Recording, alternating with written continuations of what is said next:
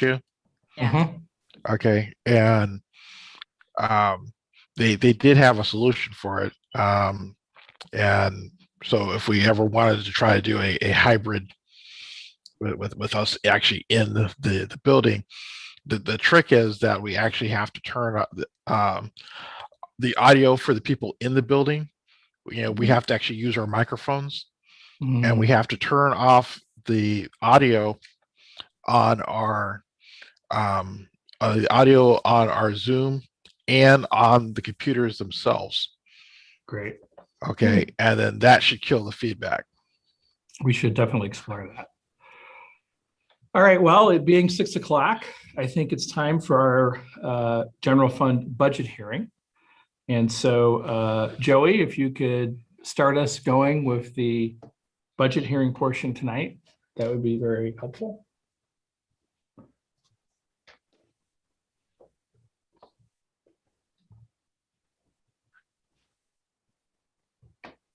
Thank you. Mute. So we're gathered here this evening for the general fund budget hearing, which is the district presenting to the public where the budget's at and how the general fund stands right now, kind of a status update.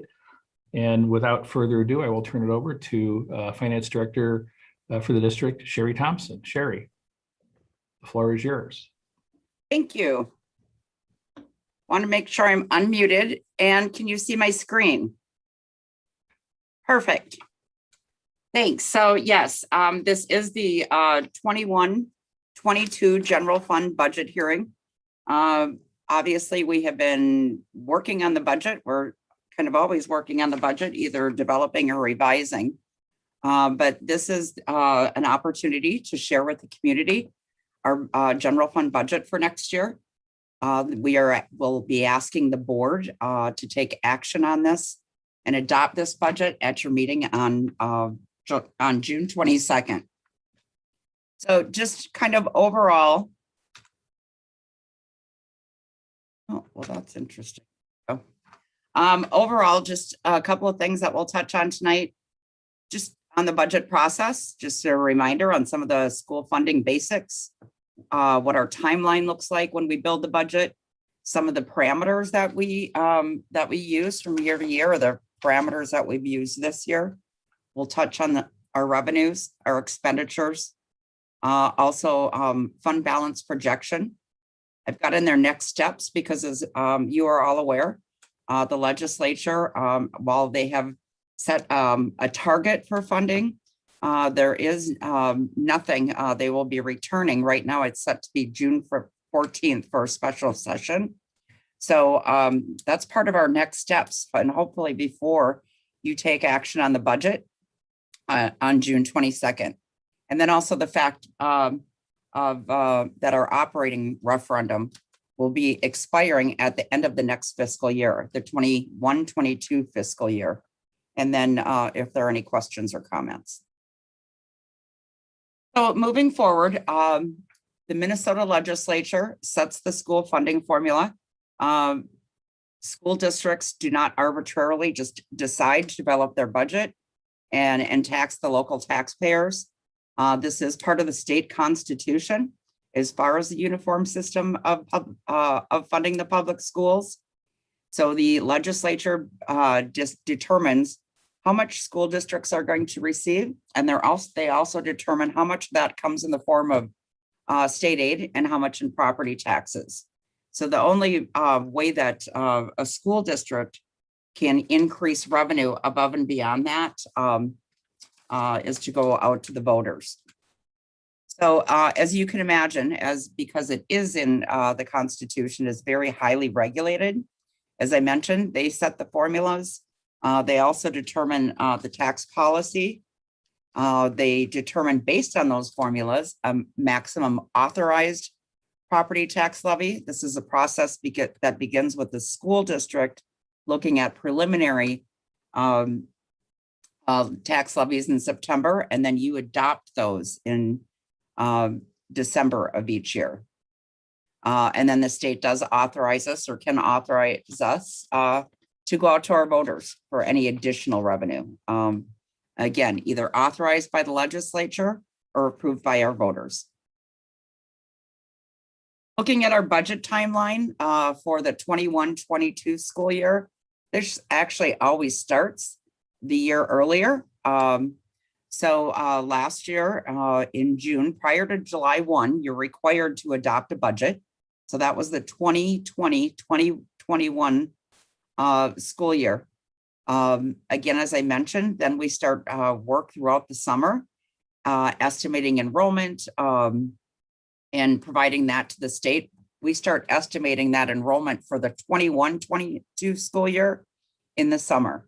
So that's almost a year before that school year starts that we're making estimates. There's a preliminary run based on those estimates in September. And then in December, that final levy is set. Also, at that typically in that December time period, December, January, we are looking at budget revisions. And this year, the board adopted those budget revisions for the year that we're wrapping up, adopted those budget revisions in February, on February 9th. We continue to look at enrollment estimates. We estimate our staffing allocations based on that. Those allocations are handed out at the end of February, and we come back to the board with updates as needed. Typically, we have a budget item or financial update item on the agenda at the second meeting of the month that pertains to either current year budget or the development of the upcoming year. So here we are on May 25th. Again, draft of our general fund budget.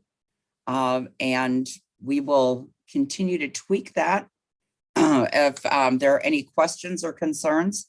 And then also the fact that hopefully we'll have some more news from the legislature. Looking at some of the assumptions, the parameters that we used going into this, we estimated for next year that our basic funding formula will increase about 1% or $66 per pupil. So that would give us an increase. It would increase our basic funding formula to $6,633 per pupil. Again, we're actually hoping for higher than that, but we do budget conservatively. I know there's a push at the legislature right now, and what we have seen in recent years is a 2% increase on the funding formula. But again, we want to be conservative in that.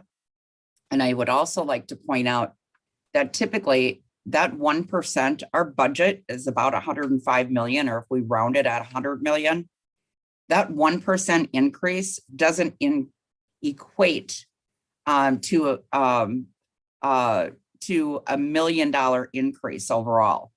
It's not 1% of our total budget. It's 1% on the basic funding formula. And that really equates to about $560,000 for us, that 1% increase. So sometimes that can be somewhat misleading. So I just wanted to be clear on that.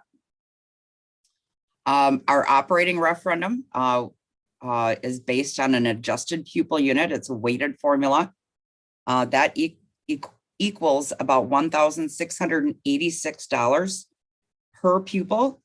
And that includes $724 in what's called local option revenue that the legislature has authorized all school boards to authorize. And then we do have $962 in voter approved funds. Our levy revenue then is based on that certification that you approved last December.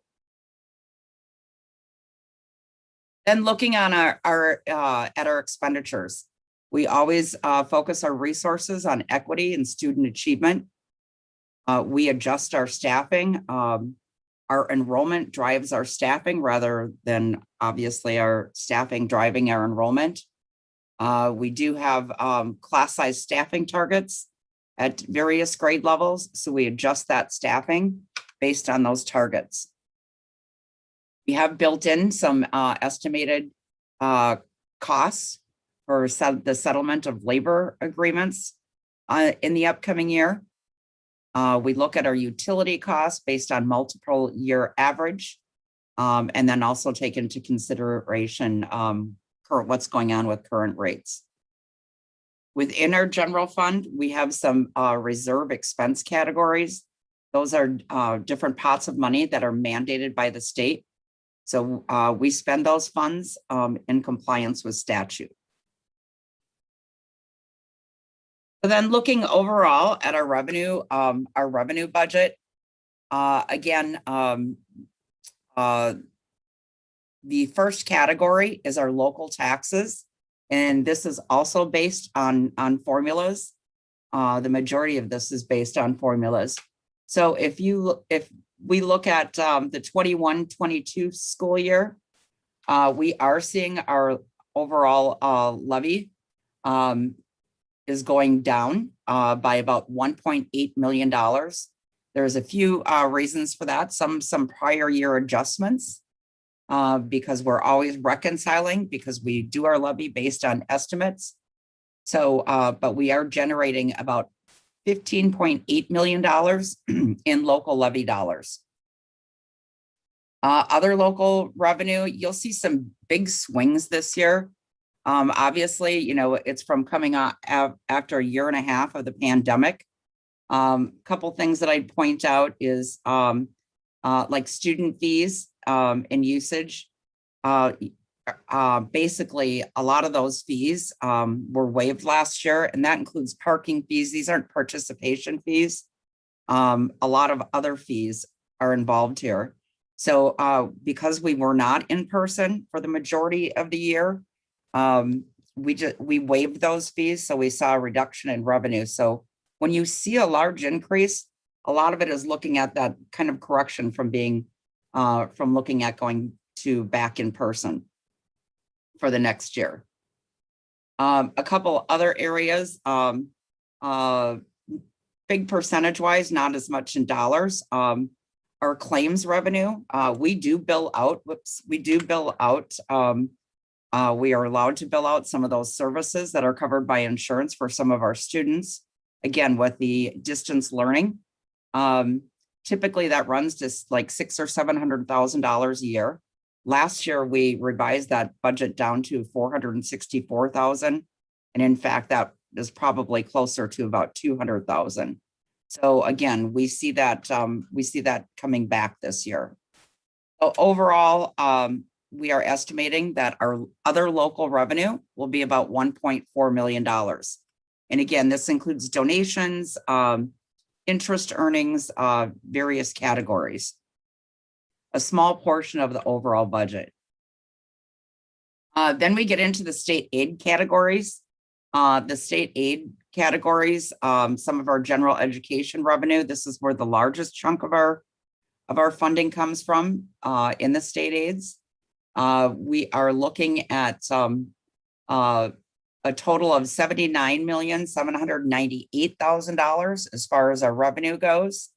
Some of that the increase is due to state aid, special education aid, and then also an increase in our general education revenue. Now, you know, this year that we're wrapping up, we did see our enrollment go down, and we had adjusted that in our mid-year adjustments because many of us, especially our younger families, opted to either homeschool or for non-public schools. So we lost about, we were under enrolled, I would say, by about 240 students. We did receive, because then our enrollment actually declined. So there's two sides to that coin. We did get declining in enrollment revenue in the current year, but now that we're recouping this revenue, so it kind of helped offset that loss. And that was about $700,000.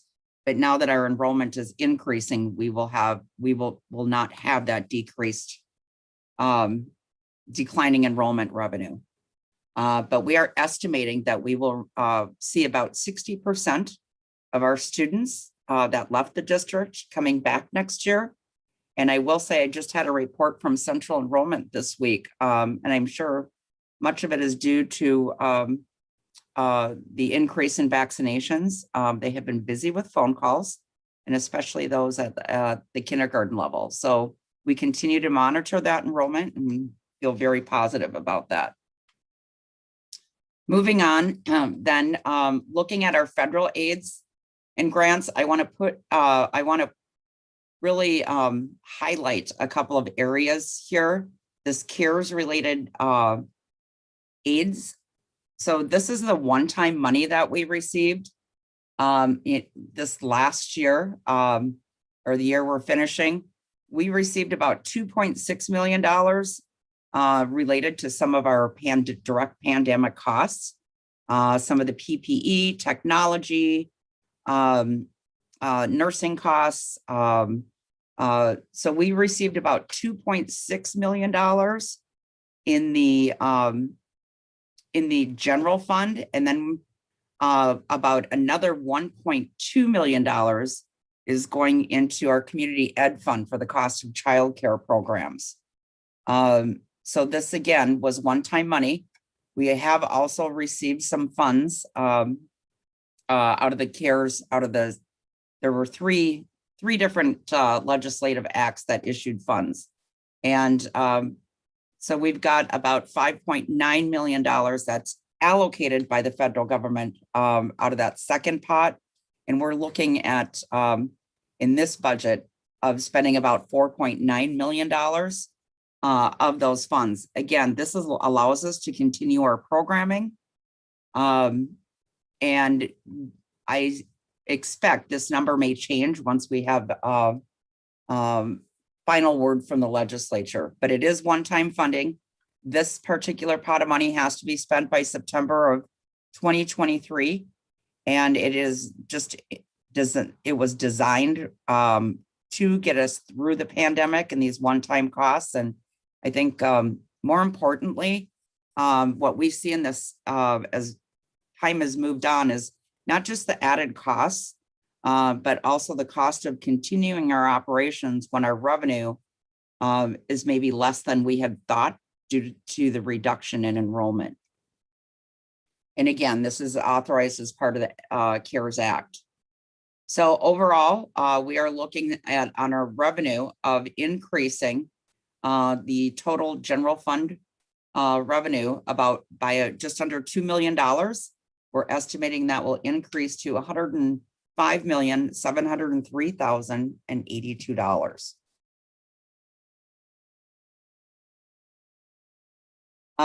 Looking at, how this compares percentage wise on a typical year, again, like our typical trends have kind of been tossed out the window with COVID.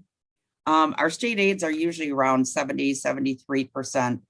Typically we see in our federal aids, they're right around 4%, but with that, with the influx of the CARES funds, those are up to about 8% next year. And our local taxes, our property tax dollars run anywhere from 18 to 20% on any given year. And let's move to our expenditures. And we look at our expenditures by programs. And some of this I want to give a little bit of explanation on because we see some of these fluctuations. So our administrative costs, that would be superintendent's office, principals, school administration. Again, we're seeing an increase there. We're estimating an increase of about 1.6%. If we look at our administrative support, that includes the business office, human resources, technology, our census or our central enrollment office, communications. We're estimating a reduction there of about $63,000 or just under $63,000. So 1.8%. Looking at our regular instruction, this is somewhat misleading. We haven't cut programs. However, with our both with our reduced enrollment from where we had budgeted a year ago and right sizing the enrollment, and then we are seeing a reduction here of about $640,000. Also, as part of this regular instruction, we had spent dollars. What was included in the current year budget were some of those one-time CARES costs. So we did not, in fact, cut, but some of those expenses were just attributable to the current year. For instance, we had long-term subs. We had multiple. I believe we had 6 or 8 long-term subs this year. So we're not carrying those forward. So that, that's what results in what appears to be a reduction. So some of it is just the shifting in funding. Our vocational education, we're increasing that, our career tech, by about $41,000 for next year.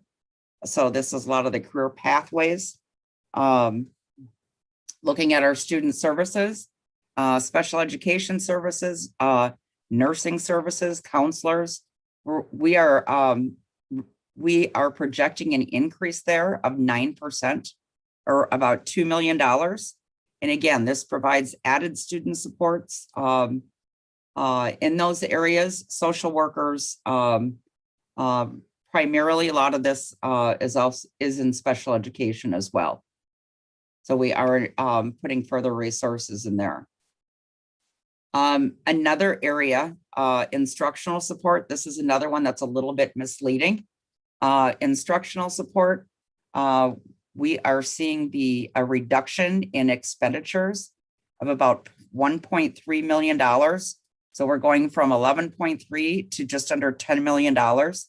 The majority of this reduction is because we purchased technology, and this is where we charge the technology this year. Again, for those one-time costs. I believe that technology, just the technology purchase alone, was about almost $1.3 million. And then also, as we look forward to next year, some of our paraprofessional salaries will be covered by federal funds. So again, it's really just it's more of a shift in where those are charged. Again, because due to the one-time money. Pupil support, this is our transportation, mainly transportation in these areas. We are estimating an increase here of about $1.1 million overall in our transportation costs. Some of that is due to a new contract, and obviously our transportation costs, with our daily providers, were actually less this year. Our operations and maintenance, that's our buildings and grounds. We're estimating a 3.7% increase in the buildings and grounds. Some of that is as a result of utilities, and then also just employees kind of moving through the salary schedule.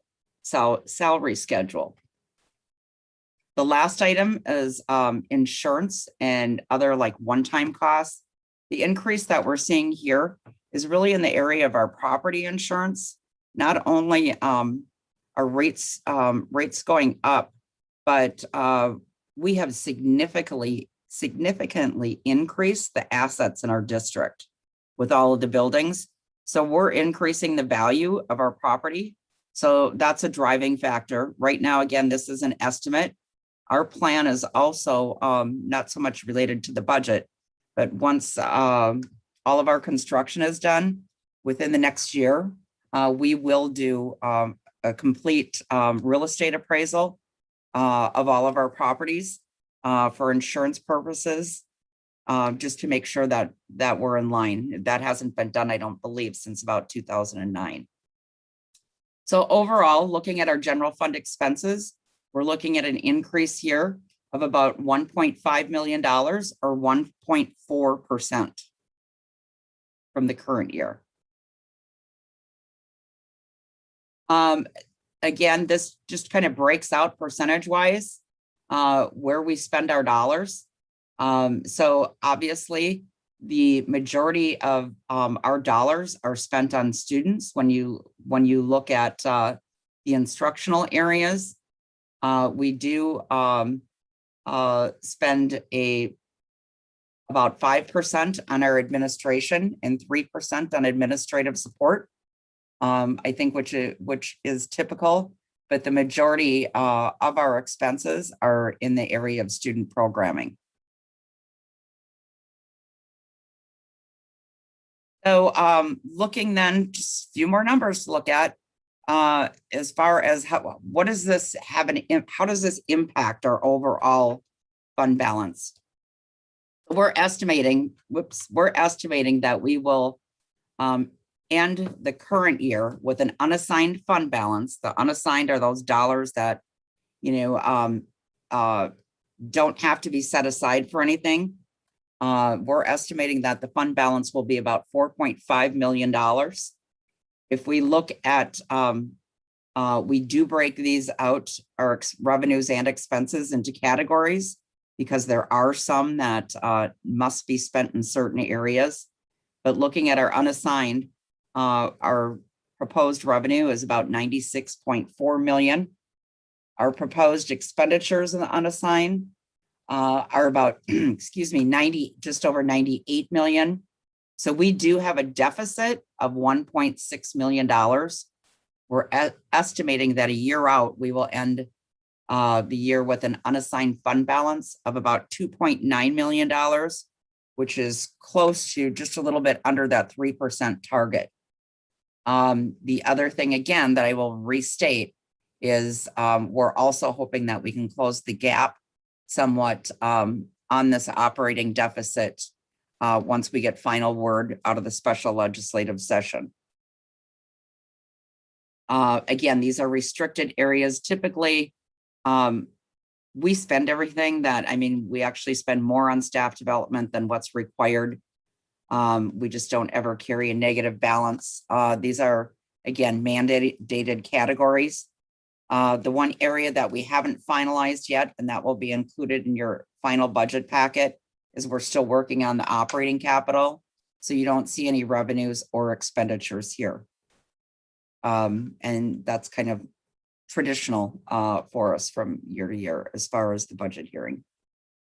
So overall, we're estimating we'll have a total fund balance, or a total general fund balance, of around $5 million. But again, keying in on this unassigned fund balance. As I have mentioned a couple times, kind of next steps is the changes that will be resulting, hopefully some positive changes. They do have dollar guidelines. They have spending targets that I think is about $525 million. So we're hoping that we will see a 2% increase from the legislature, but that is still up for debate. Something as far as keeping in mind, this will be the 21-22 school year, is the last year that the board has authorized operating referendum authority. So we need to, and there's obviously been much discussion on that. The current levy will expire if it's not renewed by voters in November of 2021. That equates to about $8 million a year, or about 8% of our operating budget. So if we weren't to go out for renewal on that, that would end at the end of the 21-22 school year, and obviously would have devastating impacts on our student programming. So I know there are options that the board has been discussing, and that will be considered going forward. Looking at the decision timeline, a lot of these dates have passed. There's been much discussion at our board meetings, including a community survey that was done in March.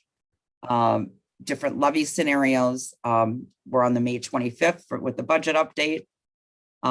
We will be bringing, the administration will bring options and ballot language to the board at their meeting on June 8th. And then it is recommended that the board will vote on a levy request on June 22nd for the November 2021 ballot. Again, just a couple of as far as considerations for renewal and this is something that needs to be determined, would be one question. To renew that current authority, again, that's about $8 million. And that's currently in our budget. And then the decision on a second question on whether to increase that authority to address our increased class sizes, maintain our comprehensive programs, and provide some financial stability going forward. So that's all I have. I will stand for questions or comments. I'm not sure how the public does that right now. I don't know if, I'm sure they're burning up the wires. Yeah, so Sherry, I know your contact info is here. My contact information is here, so Yep. absolutely reach out. Yep, I think if anyone has a question for Sherry or for anyone at the district through Sherry about this, please utilize the phone number and or the email address that are showing up on the screen. And then the document themselves, I think Sherry, you mentioned they were on the website. If you go Yes. to the district website and click on the Our District button, there's a whole bunch of options under that, and then click on Business Services. And then under that will come up Finance, Data, and Publications. And clicking on that, then we'll give you the actual document. I think it's called the presentation for the 2021 general fund budget hearing of today's date. I think it's also accessible if you go through that same Our District button and click on school board meetings. You'll get the dates of the meetings. And if you click on the school board meeting for today's date, it'll be the first section of tonight's packet that we're working through. So a couple ways to get to this via the website. Yeah, I guess with that, unless there's anyone getting anything coming in, Sherry, thank you very much once again for a very detailed and thorough presentation of where things stand and what some of our next steps may be as a district and as a school board. So thank you very much. Thank you. Thank you. So with that, we'll conclude the budget hearing portion. We are a little past our normal 6:30 stop sign or start time rather for the regular meeting. But why don't we go ahead and take a few minutes anyway as a break. I'm not sure if there's going to be a break in the YouTube or the streaming, and then we'll reconvene in say 3 or 4 minutes, or as soon as we see that all of us are back. Let's just take a very quick break. Thanks all.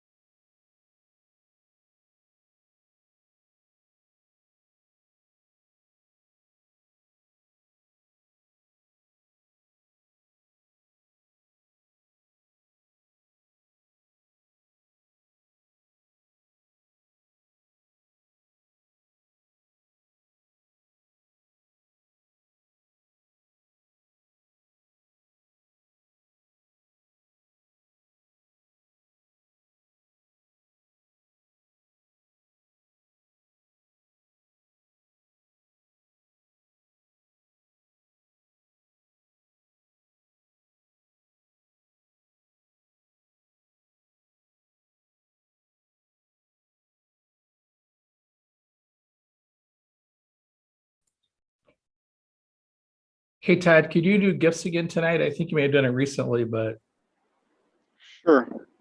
great. Thank you.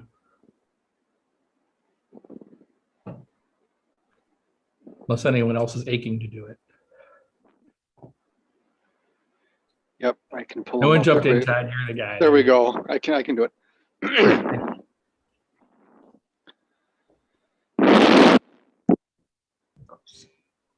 I'll do it the next time, I guess. Thank you.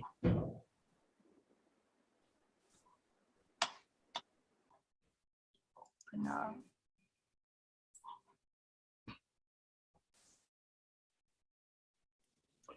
For those seeing us on YouTube, we're just waiting to reconvene following a short break after the conclusion of our budget hearing.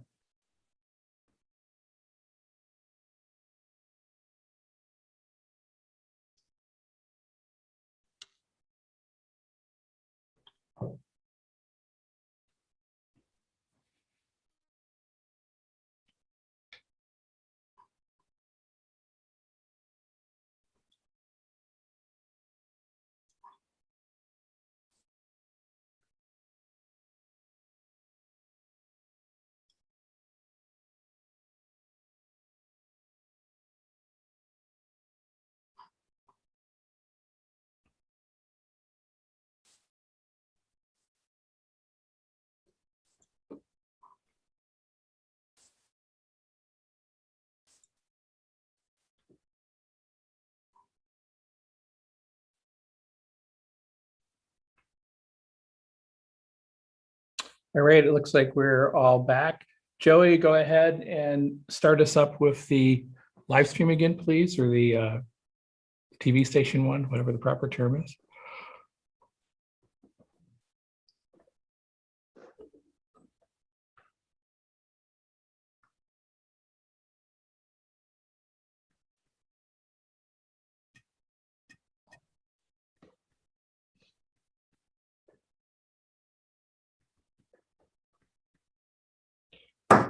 Good evening, everybody. The May 25, 2021 regular school board meeting for ISD 623 Roseville area schools is hereby called to order.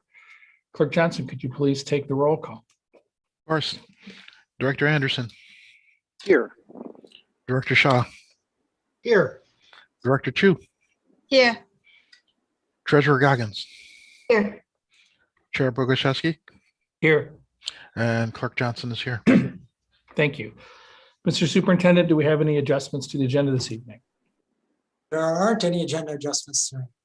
Thank you, sir. Are there any announcements or comments that any of us have to share tonight? Looks like none. There is no one here in the room requesting community input. Mr. Superintendent, did we receive any requests for letters to be read tonight? We did not. Great. With that, I entertain a motion to approve the consent agenda, less retirements and gifts. So moved. Thank you, Kitty. Second. Thank you, Rose. Clerk Johnson, could you please take the vote on that? Sure. Chair Bogoshevsky, Aye. Director Anderson, Aye. Director Chu, Aye. Director Shaw, Aye. Treasurer Goggins, Aye. and Clerk Johnson votes aye. Thank you, sir. With that, we do have a few retirements this evening to share. Clerk Johnson, could you bring those to us? My pleasure.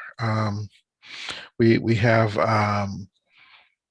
3 people retiring today. Deborah Obi from Parkview Center School, Kevin Comiskey from Little Canada Elementary, and Patricia Fleming from Brimhall Elementary.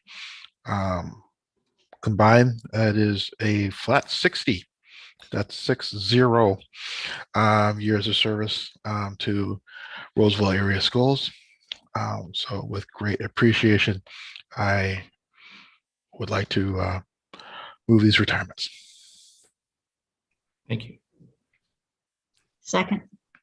Thank you, Kitty. Any discussion? As always, just another demonstration of the commitment to all of our staff who then reach the point where it's time for them to move on to another phase of their life. And we wouldn't be able to do what we do without you. So thank you so much for all those years of service that you've given to us. With that, Clerk Johnson, take the vote, please, on the retirements. Treasurer Goggins, Aye. Director Chu, Aye. Director Shaw, Aye. Director Anderson, Aye. Chair Bogoshevsky. Aye. Clerk Johnson votes aye. Thank you. And again, thank you to the 3 retirements this evening and to all who basically give their career to the kids, the families, the staff, the community of our school district. We once again have some gifts, and I believe Director Anderson will be sharing the recent slate of gifts with us. Todd. Thank you. I would like to thank the following for their generous donations and gifts to our schools. DonorsChoose.org are going to be contributing some books and other resources for classroom use at Central Park Elementary School. We want to thank Donna Jensen, a floor globe to be used in the classroom over at Edgerton Elementary School. We want to thank Alpha Delta Kappa, a financial gift for the Roseville area senior program over at the new Abetu Techa Community Center. We want to thank the General Mills box tops for education program, a financial gift to be used at the principal's discretion for Parkview Center School. We want to thank Charities Aid Foundation of America, a financial gift to be used at the principal's discretion over at Parkview Center School. The Roseville Boys Backcourt Club, a financial gift for the boys basketball team over at Roseville Area High School. We want to thank the Roseville High School Boys Hockey Boosters Club, a financial gift for additional boys hockey coaches over at Roseville Area High School. We want to thank the Roseville Area High School Bullpen Baseball Booster Club, a generous donation for additional baseball coaches and for field rental for the Roseville Area High School. We want to thank Joshua and Aaron Callahan, a financial donation for a boys golf sponsorship over at Roseville Area High School. We want to thank the North American Banking Company, a financial donation for the boys golf team over at Roseville Area High School. We want to thank the Kids in Need Foundation for a pallet of hand sanitizer to be used by students and staff for Roseville area schools in general. And we want to thank the Mom Group out of New York, for 6,440 wonderful applesauce pouches to be used for student meals, Roseville area schools. We really want to thank a lot of the generous donations and time and gifts to our schools. This is quite a wonderful list. Thank you to everyone involved.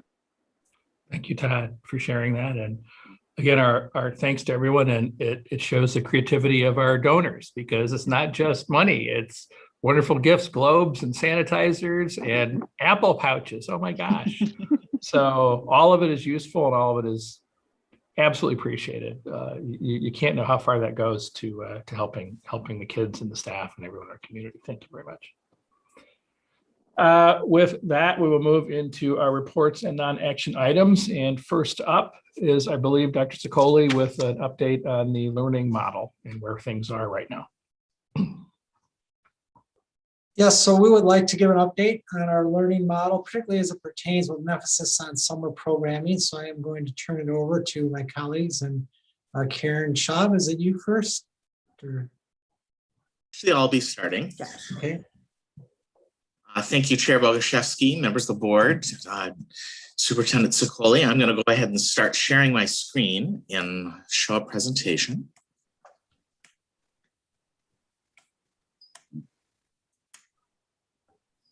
Okay, are folks seeing that? Great. Yes. So this is really the last update on our learning models for this school year, which is hard to believe. We've been taking you through our thoughts and our thinking process, and also orienting you to the changing guidance from the state and feds all along throughout this pandemic. So today we're just going to walk you through where we are right now heading into the summer. I've taken you through this a number of times. Of course, there are many factors we look at when considering our learning model. And as you're well aware, it is complex and the guidance is changing. This is a really positive trend here we're looking at here.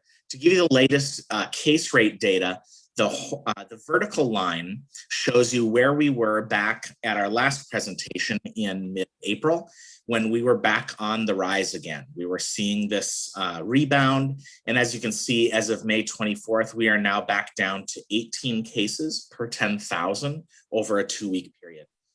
So that is a significant decline from what we were seeing just about a month ago. This is looking at a forecast for a week ahead, which actually puts us closer to 10. So we're at 11.8 on the prediction for May 31st. If you look at the cases specifically in the zip codes serving the Roseville area schools, you can see that we are trending a little bit higher than the county average. This also backs out further and shows you a look from the beginning of the school year. So you can see really well in this chart how when we began the school year right around 20 cases, we're ending the school year just under that, but you can see we had a very significant jump in those winter months, and then we just are coming down off of kind of a second crest that we experienced this school year. The state number, they have us still at 33, but that is a lagging figure. So that is going back 14 days prior. And if you remember back when the state had us hew very closely to if you hit a certain threshold, you had to switch. If you remember back to that, where we are currently, they would still have us in a hybrid model for elementary and middle and high school at full distance learning. So as we learned more about the virus, about its impact on young people, that guidance shifted. So of course, as you know, we're not hewing so closely to that, or that is really not the most significant factor anymore. This is a view of our district dashboard. And this gives you a good idea of what's happening right now in our schools. This data is only a week old, and you can see that we have, of our 7,300 students, we have about 5,100 of them learning in person now. That is significant. Obviously, we began the year with 0 of them in person. And as time went on, we began adding more and more and bringing folks in stages. And you can see now the bulk of our students are in person. We only had 9 new positive cases during that reporting period of the 8th. And year to date, we're just over 100 cases. And those are cases that were positive and infectious in school. You can see we still have a relatively high number of students who are presently unable to be in school because they're either in quarantine or isolation. That number is at roughly the same level as we were during the peak in the winter. But if you look at the staff number, we only have 7 staff members who are currently in isolation or quarantine. That is significantly lower and is absolutely a reflection of the fact that vaccinations have become so prevalent with adults. If you've kept up with our messaging, we are working very hard to communicate how important it is for families and for students ages 12 and up to get their COVID-19 vaccine so that this can further reduce. We have not made any changes recently to our learning model. The most recent change was in mid-April after our last presentation.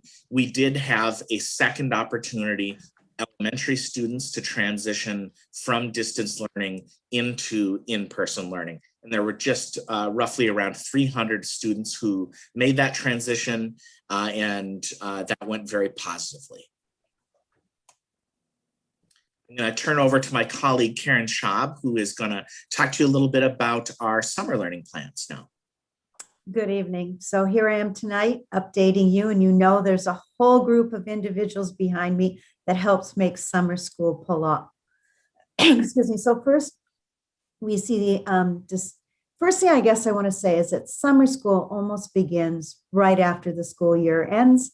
And we are talking about summer school running until August 20th with a variety of different programs that we are serving our students.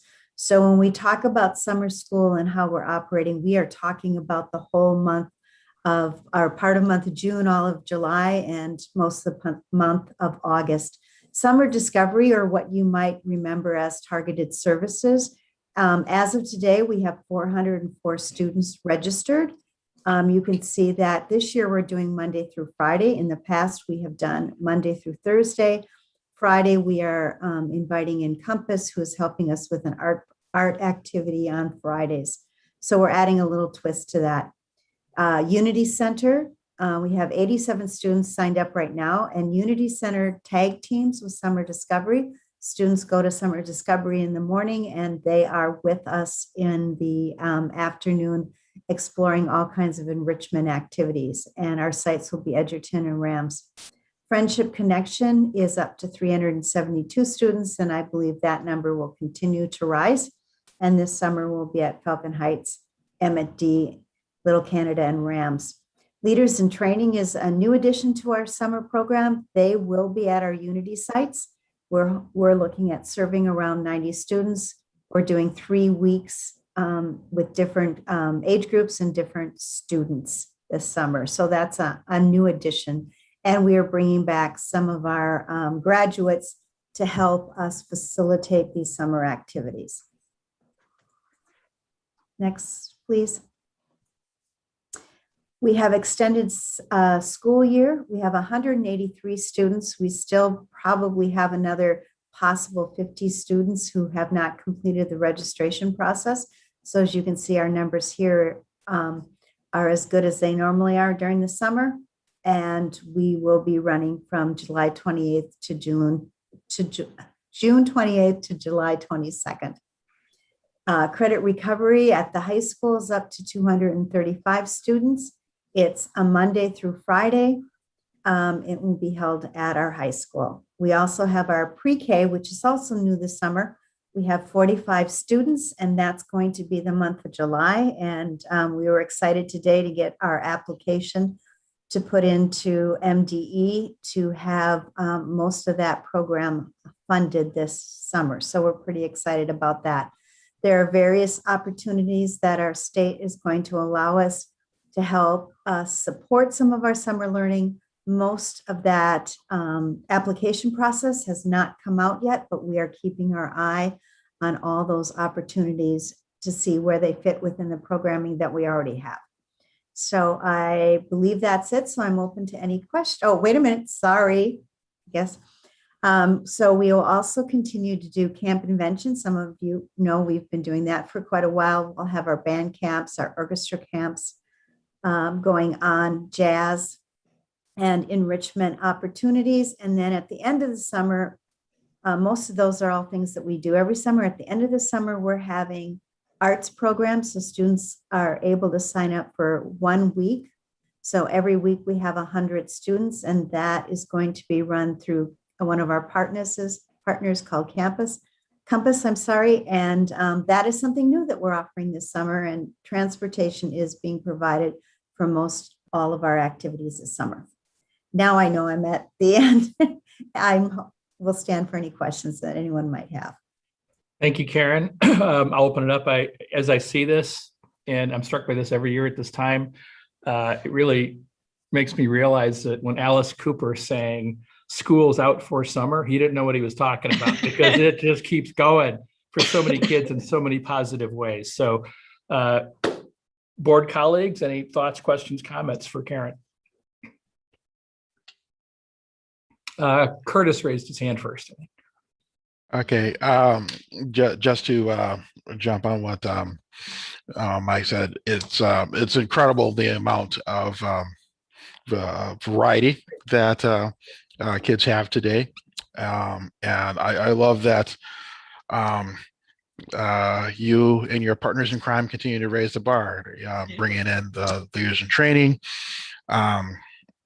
having the new arts program with I believe I have a guest artist coming in to help with that. Oops, sorry, back here.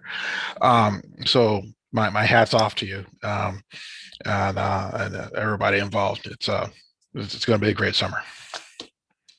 Thank you, Curtis. Kitty, you had a thought. Yes, I was just wondering if you could comment on the governor's new announcement around summer school. And is there any new funds that were unexpected? Is there anything that we need to adjust to make sure we qualify, or are we feeling pretty confident going into this? We're trying to be as confident as we possibly can. Today or yesterday was the first day, like we got the requirements around pre-K, and that money is only for the summer, and we have to have the short report done by the end of the week to receive that money. Many of the other areas, there are 3 other areas, we have not gotten the reports that we have to fill in and send back to the state. So we are feeling like we planned a program that we were pretty sure that we could cover and move forward. Most of the money that's out there right now is for starting now until June 2022. So some of that will be able to be better used next year. They want us to have more partnerships where you can't turn around and do partnerships at this short period of time. So as well as we continue to be grateful for the opportunities they're giving us, some of them we guessed right to be in the right place at the right time, but some of it will be opportunities that we will be able to look at during the school year. A few of them is during the school year, and there is money that we'll be able to use next summer. So we're trying, as a matter of fact, this afternoon we had a meeting and we were all reading through the latest materials going, where is the report on this? Where is the information on this? And some of it just has not come out yet, but we're going to stay on top of it as best as we can. Well, thank you for anticipating so well and staying on top of it. Thanks, Kitty. Anyone else with a comment or a question? Rose? Yeah, I also echo gratitude for the work that you are doing to make this all happen. I mean, compared to where we were just even a couple of weeks ago. Just for my understanding, just because I'm still considered pretty new given the pandemic kind of changed things. Are the times for most of the program during the morning, or like, I think there was one that said it's like the whole day, but most of the rest of the program to like 1 or 2 or something like that? I just wanted to understand the timing. So our summer learning opportunities are mostly in the morning. Okay. And then we have added on enrichment and other opportunities to finish the day so that our students are with us the majority of the day. They get breakfast, they get lunch, thanks to food service. I mean, it takes everybody, wow. Food service, our custodians, special ed's involved. Everyone is involved in making summer work out as best we can. Some of the programs you have to be referred to, and some of the programs are open to everyone. So you kind of end at 2 or 3 or something like that? Yes. I think the latest we go might be 4:30, but we also are looking at what time different programs end so that we all fit the busing together, so that all of the students can get home at the end of the day as well. Okay. And the other question is, I think you said that for some of the program in terms of enrollment, how are we doing in compared to pre-pandemic days? We are lower than we have been in the past, especially in our summer discovery. We could easily have had 800, 900 students. But I think it's just the period of time that we're in, and we're working on ways to make sure that all the families know that we're available and reaching out to them. And I believe by next summer, we will see our numbers probably skyrocket. And the final question is, I think we talked about it the last time about staffing. Are you able to staff every program that we're getting really close. We're still sending out a few notes, and we're still looking people in the eye and say, would you please? But no, I think we're in a better spot than I think we were. We certainly would love to have a few more staff because we could bring down class sizes in some areas, but we are doing pretty good in smaller class sizes as well. So great. Thank you again for all your work. Kitty, The you had whole an team. additional, I was just wondering, is registration over? So are these numbers fairly finalized, or are we expecting them to still continue to grow? Credit recovery closes this Friday or June 1st. ESY, I believe, still have a group of outstanding reservations that haven't been completed. Most of the other programs were close to being closed, but if someone calls and we can find a way that fits with the busing and we have an open spot in that particular grade or that level, we will continue to do what we can. I mean, at some point we have to say, we can maybe get you in, but we can't bus you this week because we've gotten all the busing set up. But certainly we would look at every opportunity to get every student in that we can. Thank you for all your work. Thanks. Chair Boguszewski, could I add one more item? Absolutely, sir. Just want to make sure everyone knows that, of course, going through the end of July, our scholars and staff at Harambe continue, so their school year is not yet done. That's right. We will continue to observe the state's Safe Schools plan, which does include and involve the masking of all staff and students during that instructional period. So I just want to make sure people do know that. Of course, vaccines aren't available to those under 12, so we do believe those measures continue to be important, and we will follow that guidance. Thank you, Josh. And that's an important consideration for people to realize who may have concerns that we are still going to be adhering to those safety protocols throughout the summer session. That could give comfort to those who are on the fence as to whether they want to participate or not. So very, very good advice, Communications Director Collins. Thank you for that. Any other questions or comments? All right, Karen, thank you. And thanks to your team again. Take care. With that, next item, it looks like Sherry Thompson, Director of Business Services, up again to provide an update, any updates she might have on the recently adjourned and almost immediately recalled special session of our Minnesota State Legislature and any impacts of what they do or don't do might have on our budget, I guess. So Sherry.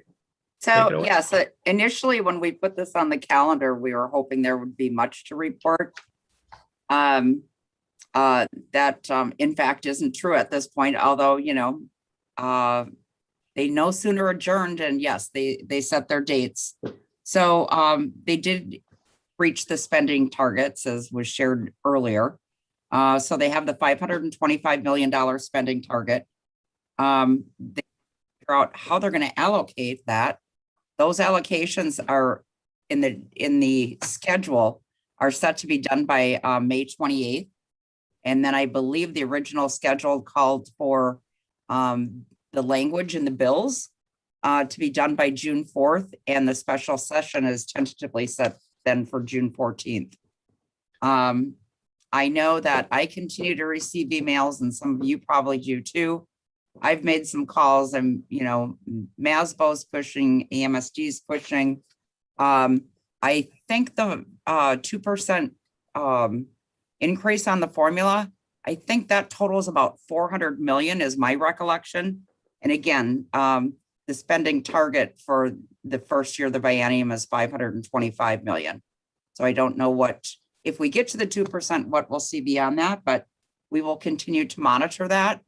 And we will give you the legislative update once they have adjourned from their special session. So that's what we know. Great. Thanks, Sherry. Any questions for Sherry on this? Not many questions. Kitty. I just had a question that came up earlier, but since that was for the public, I didn't think it was appropriate to ask. When you look at, it looked like you incorporated the federal dollars that have already been allocated, but not the federal dollars that are coming.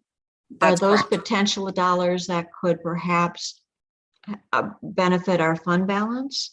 Is that a way to think about that, or how would you envision that? I think they will in the fact of once we say our actual. So yes, they will. They could impact our fund balance because we can charge any operating expenses against those federal dollars. The federal dollars, so you know, are done on a reimbursable basis.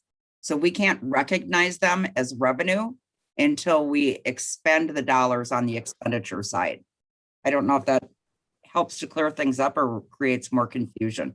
Would we anticipate that we would need to add new programs and expenses to be able to meet the requirements of the federal dollars?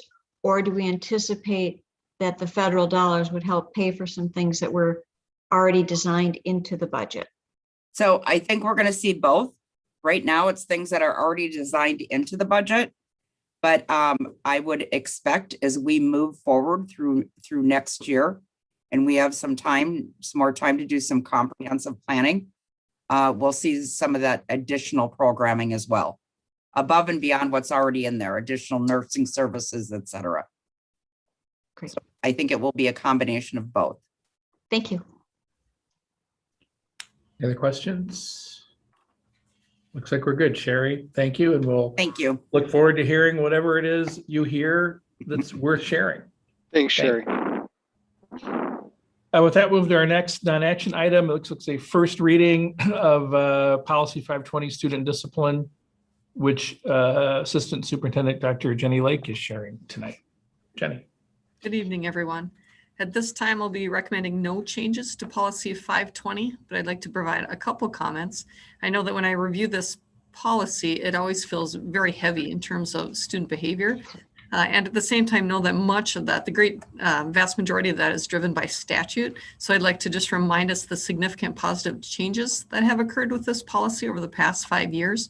And even if I could read the first sentence of the purpose statement of the policy, is to help all members of the school community work collaboratively to create a safe, supportive, and equitable school climate through the use of positive discipline practices. And that's really is what drives our practice in schools. And I wanted to highlight a piece this year. I know that it's been a pandemic, and I know that we've been in and out of school with learning model transitions. But as Josh cited, we have had over 5,100 students are currently in school, just not every day at the same time. But we've had 12 out of school suspensions all year. And I think that's something to celebrate in terms of the relationships that still continue to be built. So I just want to thank all of our school leaders and of course students and families as well. And I'm here for feedback and recommendations on your end. Thanks, Jenny. Any questions or thoughts from the board? Hey, Jenny, just that's a pretty remarkable stat that you just mentioned.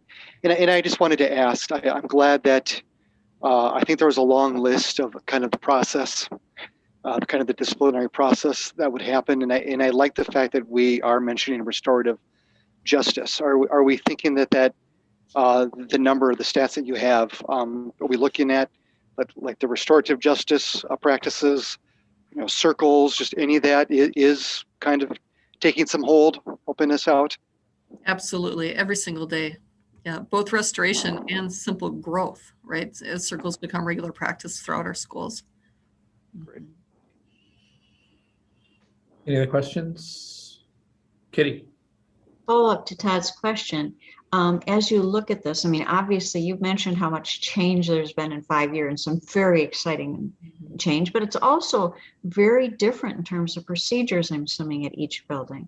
How far in the implementation are we on those procedures? Do we still have a lot of opportunity to grow, or are we feeling like we've been able to fully implement them? Or where do you see us at, and what do you see as needing to be done further?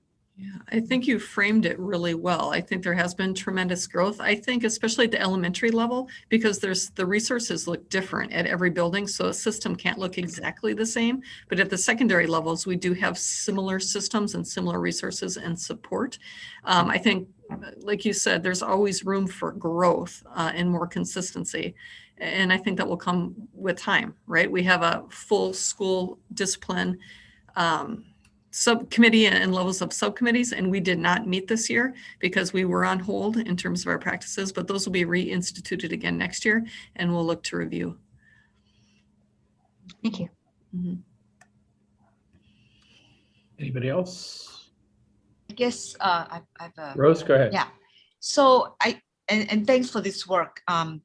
I really appreciate the restorative angle to this, right? So that our students are growing as they are facing some of those discipline issues.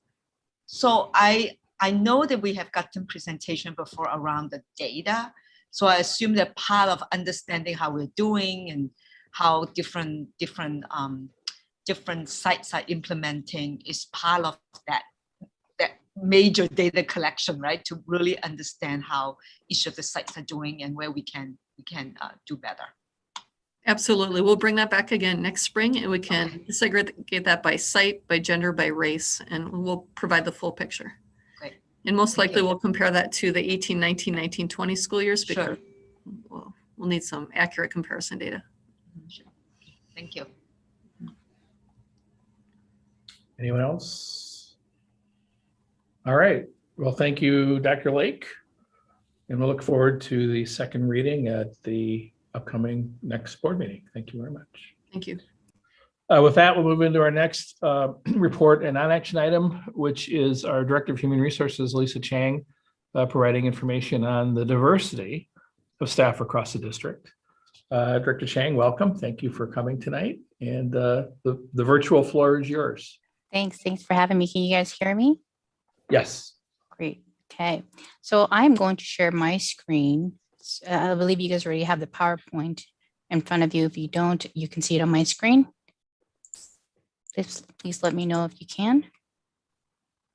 Yes, it is Great. up. Oh, okay, great. Thank you.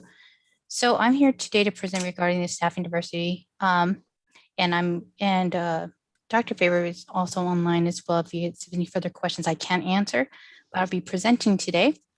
So this is a PowerPoint that we share every year with you guys regarding some analytics, some data regarding our staffing diversity.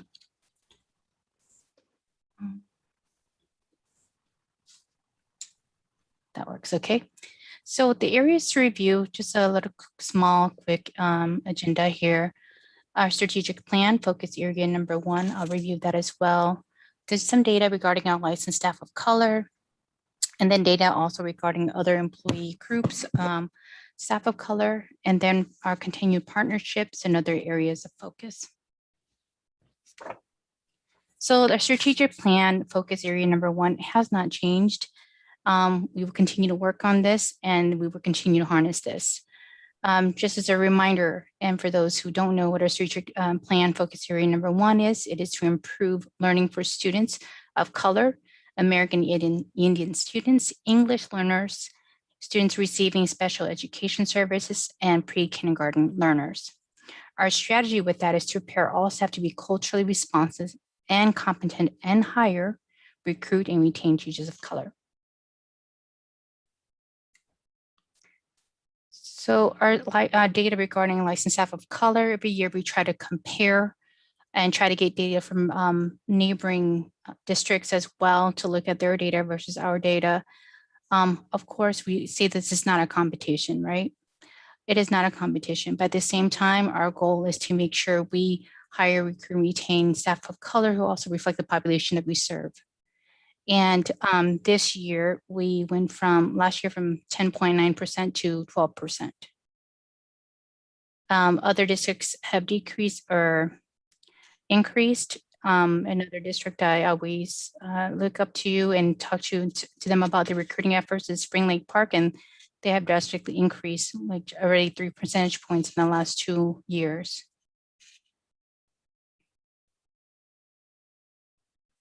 Any questions regarding this data? If there's asterisks, we don't have data from the neighboring schools. Could you Kitty, comment? you have a question? Yep, go ahead. Sorry, I didn't know if you could see me. Yeah, okay, okay, go With a ahead. small I Jump in, can't. Eddie. Yeah, I can't. Could you comment on what Spring Lake Park, what any learnings or takeaways you've had with conversations from them and things that have been effective for them? And this is what I commented on last year as well. They have a dedicated just recruiters just to work on retention and recruiting and retention of staff of color. So just someone dedicated just to work on focusing on that alone, 1.0 FTE. And some of the things they have done is continue to do things that we do as well as career fairs, They also have grow your own programs. We eventually will get there. I know our leadership team, district leadership team have spoken about grow your own programs this year a little bit. And hopefully in the next coming years, we'll do that as well, but they do have a pipeline that they work with. And that's in the North Suburban Consortium that I work with along with them, is learning what ideas they have done. They do grow your own programs. They do have pipelines, and they do hire from within as well. And another area I believe that they're also trying to do something similar to ASIO is the paraprofessional program, giving them an education to become licensed staff. That comes with investment of funds to do that, and also grants. So those are the takeaways that I've learned from Spring Lake Park. Thank you. Mhm. Any other questions before Lisa moves on? Yeah, I have one. Yep, Rose, go ahead. Hi. So I was just wondering, what is the student demographics as compared to Roseville, like Spring Lake Park? I think we are at 50, over 50% students of color, American Indian students. I don't have the data unless some of my team members do regarding students of color for our school, right?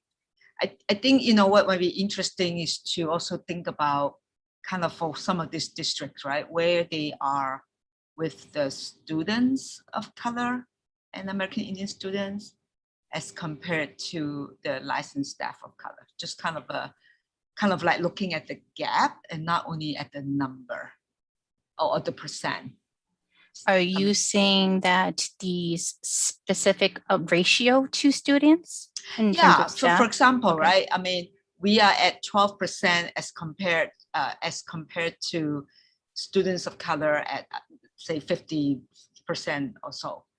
And I would love to know what is Spring Lake Park's demographics of students in terms of racial ethnic composition. Mhm. And what is that, because if they are really closing the gap between the student and the staff of color, that itself is significant. That might be an interesting data point, right? To also look not just at the percent of staff of color, but as compared to the racial and ethnic makeup of the student body. Yeah, I don't have that information, but I can sure find out. Yeah, that would be great. Mhm. Maybe for the next report, maybe it doesn't have, kind of like just Okay. something to think about. Yeah. Jade has, yeah. I do. I have their numbers right here. So they Oops. are, Oh, Sorry. yeah, they are Go back. Yeah. 53% white and Okay. 47% students of color okay. for Spring Lake Park. So they've actually done really well in terms of kind of closing that gap. Jake, do you have a number for us in terms of our students of color? If you don't have it handy, that's fine. I was just seeing. I do. where Just we're give at. me 2 minutes. Not I even. Thank believe you. it was 60% students of color for us.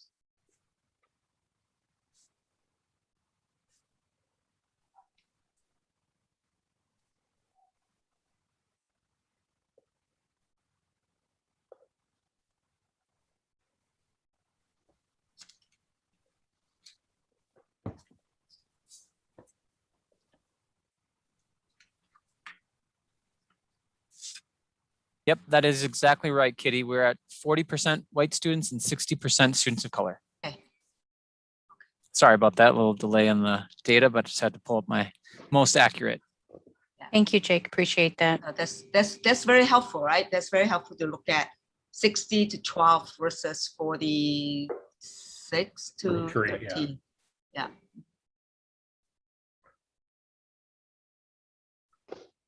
Well, and I think, it also points to something we've discussed over the years as a board is, we've been working to increase.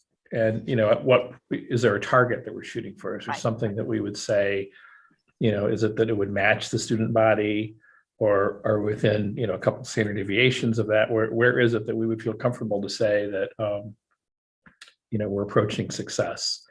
Because as I look at it, we're not there yet. Yeah, And no. we're improving and we're gaining, but we're clearly, just from a numbers perspective, not where we would want to be in any way if we would want to say that the staff mirrors the demographics of the kids in the schools. And it's, so progress, but Right. still to work for, yeah.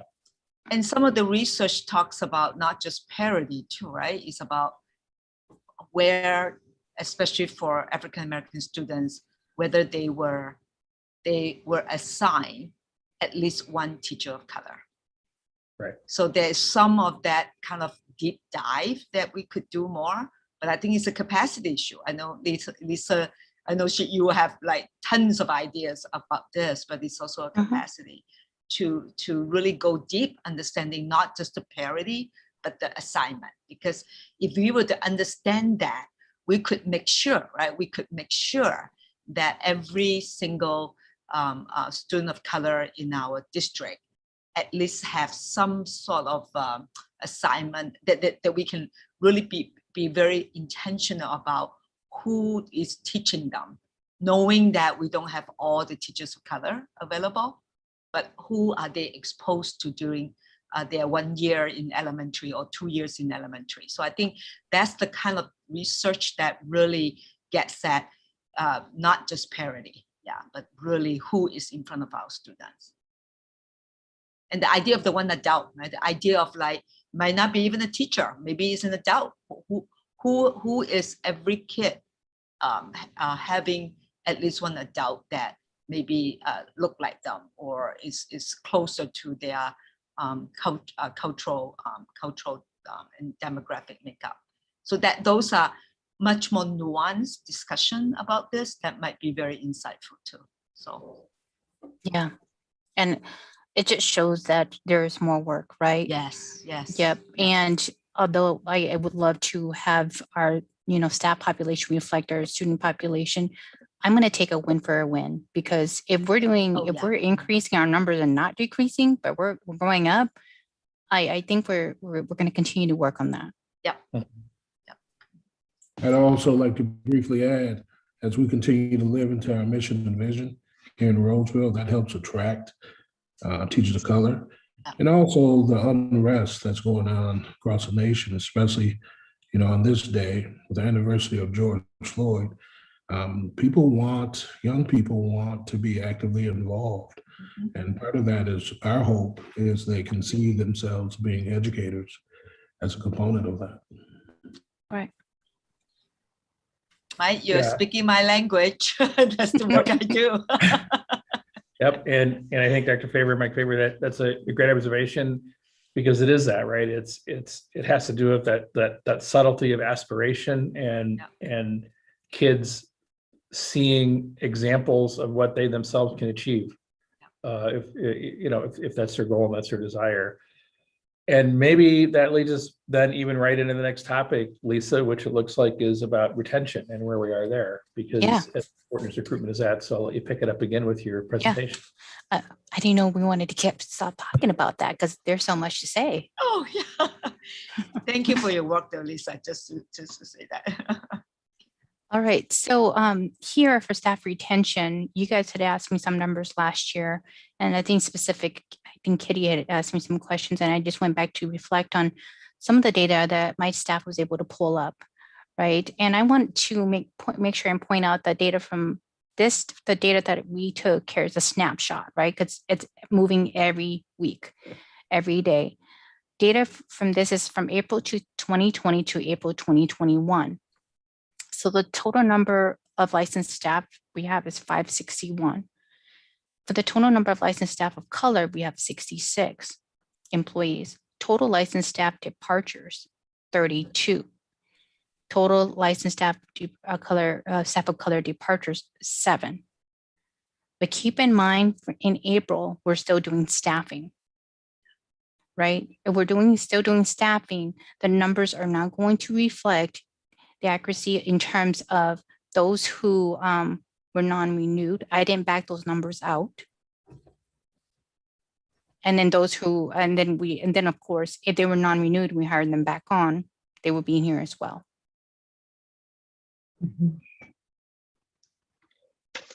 Any questions with that? Kitty. Sorry for all the questions. I okay. know that you and Dr. Favor had identified some really exciting plans. I'm not sure how far in the future it was to start with Equity Alliance in terms of doing exit interviews to help provide some insight on this, because this is really informative information, but it does show that it's almost double for our staff of color in terms of leaving than our white staff. When do we hope to have that up to help provide some understanding behind the numbers? Is that a ways out yet, or is that something That's still ways out right now. Unfortunately, we couldn't get to our project because this year we were more concerned about infrastructure and making sure that we actually had staff who were wanting to teach. And that was our main focus this year, was making sure we adhere to the law first and foremost, right? And we care about our staff. We want them to return. So I did not want to implement anything that was going to look like a deficit to us. If they wanted to take a leave because they were uncomfortable, they felt unsafe, they have medical issues, I wanted to honor that. And those were our focus this year, is to make sure and we keep our staff safe, and then also to make sure our kids were being serviced. So we don't have any exit data in terms of exit interview data regarding that yet, Kitty. But trust me, I want to do it. And that's something that we are actually going to work in negotiations and LMC with our teachers union group.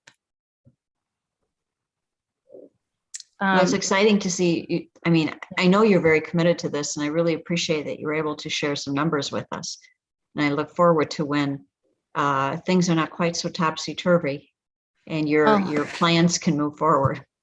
Oh, trust me, I want to do a lot of things, right? I want to do a lot of things, but I have to focus on, I got to make sure our kids are being serviced. Absolutely. And our staff is safe and our kids are safe. But regarding these 7 individuals, I did take a look at the details, and they were budget related. And 2 of them went to other opportunities, and 1 person decided to, no matter how much I try to talk her out of resigning, she wanted to have a personal decision for her own personal life. And so, yeah, for the 7 staff of color that left. I'll keep moving if there's no questions. Yep. Thank you. So job applicants, I went back to some of the questions as well. And I also want to preface and say that the data timeframe is from April 2020 to April 2021, right? So there's overlap from last year to this year. But I wanted to make sure the timeframe was consistent because this is a snapshot. In addition to that, I wasn't able to decipher between licensed staff versus non-licensed staff for this presentation. I hope to do it in the future. But last year, I believe, Kitty, you asked me this question as well, and then Curtis asked me this question too. So I was able to pull some numbers, my staff members, Yvonne and Noella, which 2 great new hires for HR journalists has just been running this year. We have about 330 record job requisitions from April 2020 to April 2021. Of those requisitions, we had 1,377 applicants. Total applicants of color, we had 277 applicants of color, and we hired 86 of those.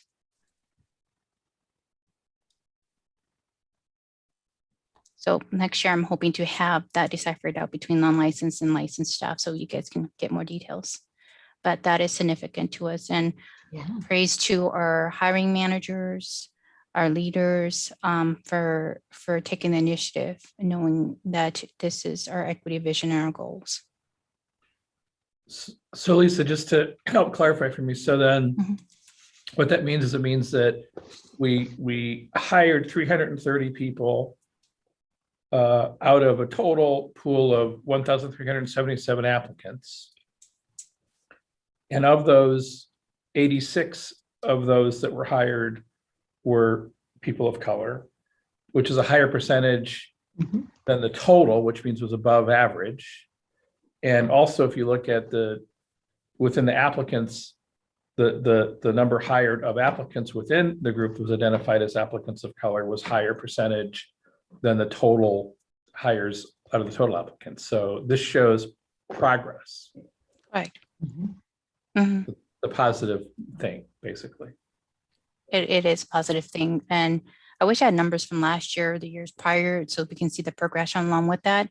But just talking to our principals, who are the main hiring managers for our schools, their focus as well is to make sure that, they also interview staff of applicants of color who meet the minimum requirements. So they do make a huge effort in doing that. So I praise them for that. I'm gonna keep moving. Well, I have another question, okay. because I think you're going to get into some other Yeah. employee groups here now, partnerships. I mean, I just have a question that's not necessarily even a data question. I think it Yeah. ties right into what Dr. Faber, Mike, what you said earlier about, people wanting to get here and kind of building a critical mass. How is that going? Like, is it improving? Is there a sense that teachers of color, whether they're, mid-career or newly minted, want to come here because they see this as a growing place where they're going to feel welcome? And so is that what's driving some of this, which is a very good thing? Or maybe just respond to that, whether Dr. Chang or Dr. Faber, whichever, or both of you, to that. Just what's the feel? Are we welcoming to these folks? I can speak to the qualitative stuff that I do, and I do inquire from our leaders. I do hear when our leadership team, and I'll say this too, and I'll say this to Dr. Sicoli and praise him as well, bring people of color here, leaders of color here. People are wanting to come here because they say good things. I'm talking about Principal Hester, right? I have great conversations with her. People who know her want to come and work here because she talks great about Roseville, how we treat people, or what we do.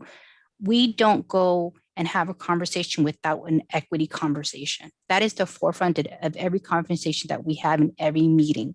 So not only do we talk about it, we actually walk the walk.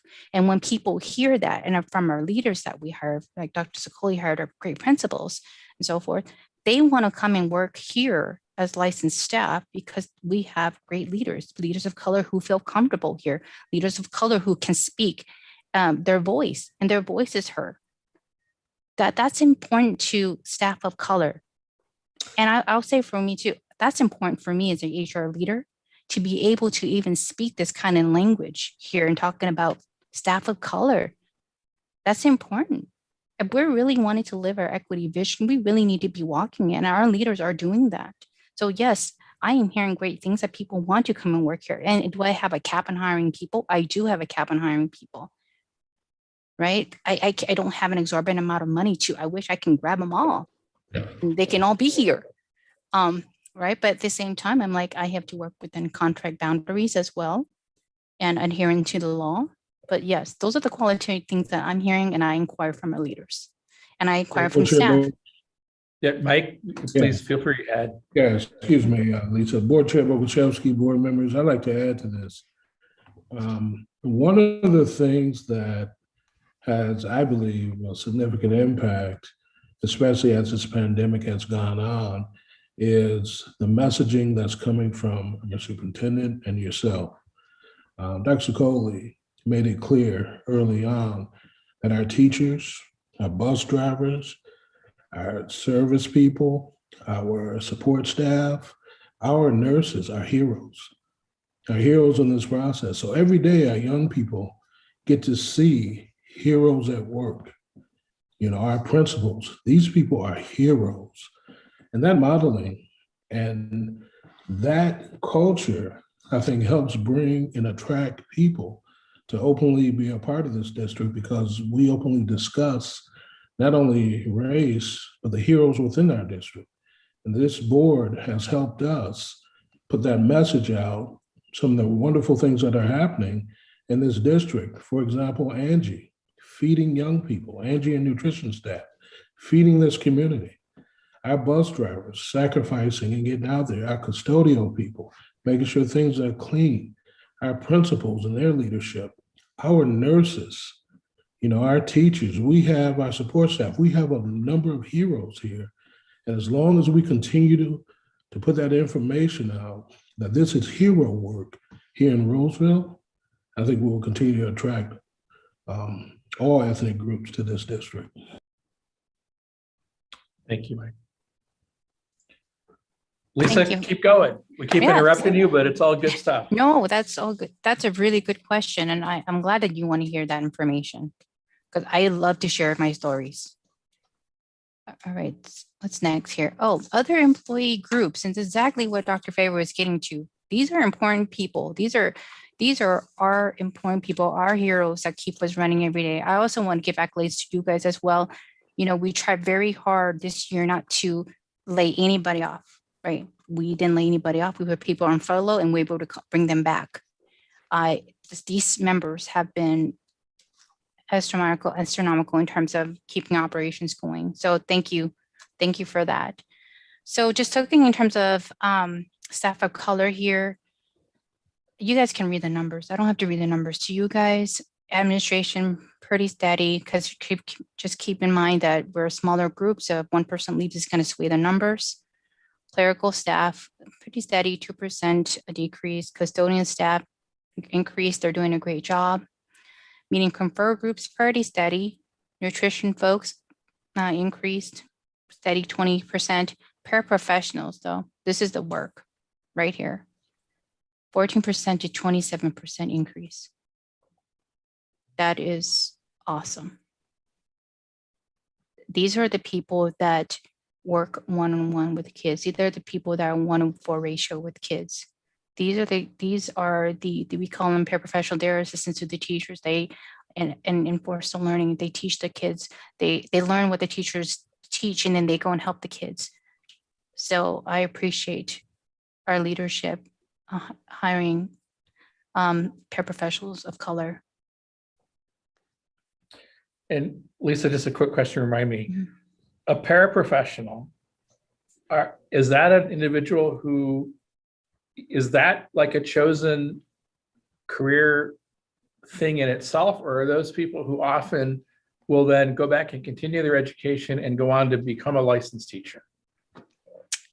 That it can be a career choice in itself, or it can be a stepping stone for them to be a teacher.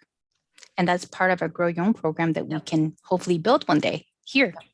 Well, that's exactly what I was asking. If as we increase the para pool, you know, is that then a natural, is there, you know, at some point, maybe it's not this year or next year, but at some point, is there a way to assist or help or incent that group to go on and become teachers and then come back to the district that they're familiar with? So that was the census question. So, yeah. Yes, that is definitely a program that I would like to see one day here at Roseville. But here's the piece that comes with it is the funding piece, right? They're going to be working all day, and then when they're going to have time to go to school. But if we hire them as a paraeducator, almost close to being a teacher, or they're doing their teaching experience, are we going to pay them for that so they can still pay for their bills at home because they have kids, right? So those are the things that we're going to have to consider in the Grow Your Own program. But yes, that's definitely something that we are interested in doing in the future, Mike, or at least being talked about, because I know other school districts do it.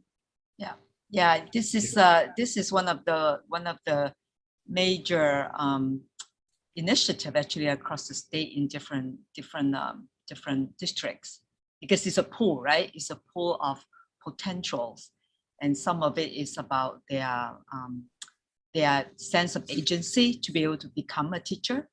And I actually have a project, Lisa, you and I should talk. I actually got a small funding for a project. It's about the racial justice aspect of moving from paraprofessional to be a teacher.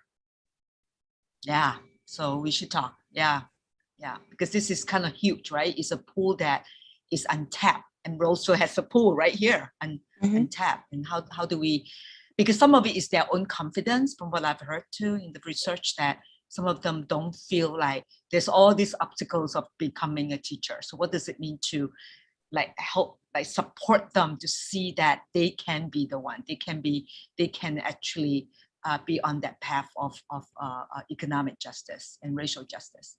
Yeah. Yeah, we need to connect. Yes. That this whole we can talk like all night about this. This is We like, could actually. yeah, I know.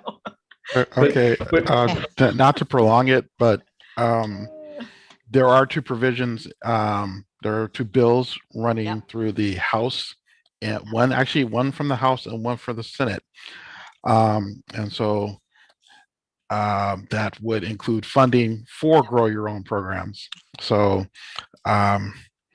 for those of us on the board and for those who are listening, if that's something that is interesting to you, and it should be, contact the House and Senate, because that is still on the table. So that literally could still happen this session and be part of funding for this upcoming biennium. So Thank you, Curtis. That's that's awesome. I hope we get something. I hope we get. I think that this is a great pool of people to tap into for teachers. They work with kids every day already, right? But they just need this education and the skill level there to be a licensed professional. I'll keep moving. Any Please, questions? thank you. Okay. Go ahead. Again, we can talk about it all day. Okay. So partnerships, guys, this year has been really crazy. Last year and a half, right? To say the least. We've been all really busy, and but one great development that we had was there was, and this is Melissa Sonic, if you're on as well, you can talk about this too. There was a Pillsbury grant, if you guys remember, that was able to fund in one of our focus group members to help at least the initial stages to engage and recruit teachers of color with the district leadership. And we're just at initial stages of that. We've been really, really honestly busy with making sure that we have enough staff to teach. So this is the initial stages, but we already have a person in place who's part of the affinity group.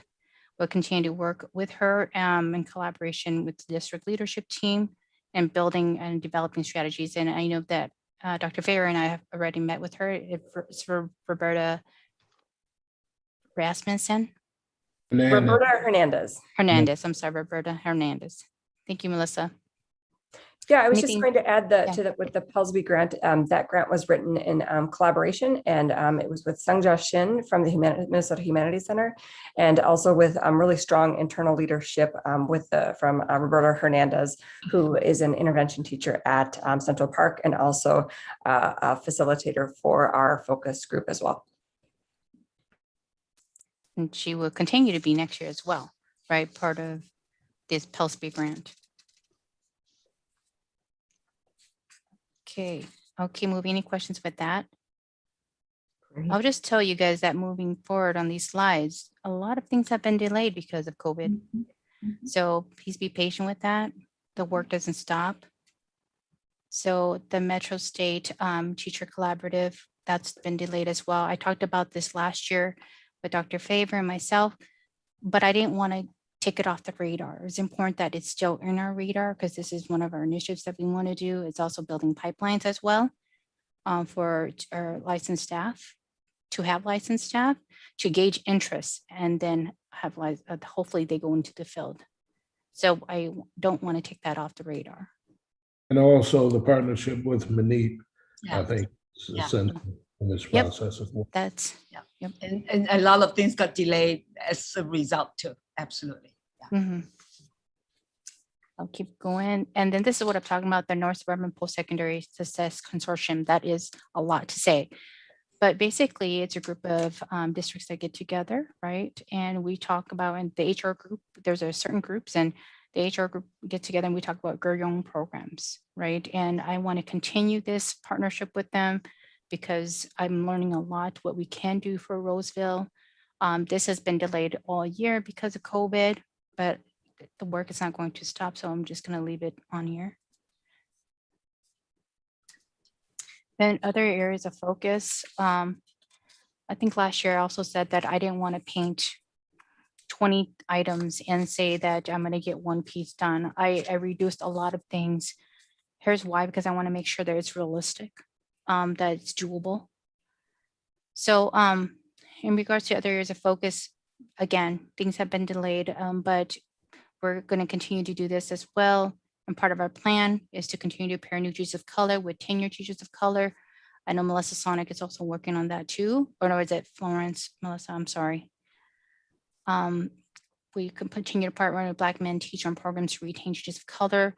You know, something that we don't say a lot, and Black men teach, I've reached out to Dr. Favor regarding, I believe an anonymous donor that was willing to pay for our Black male teachers of color if they had school loans and to help retain them in the field. The only qualifying thing they had to be was a Black teacher. And so we were able to provide those names to Black Men Teach, and they reached out to our teachers and see if they can pay some of their school loans off.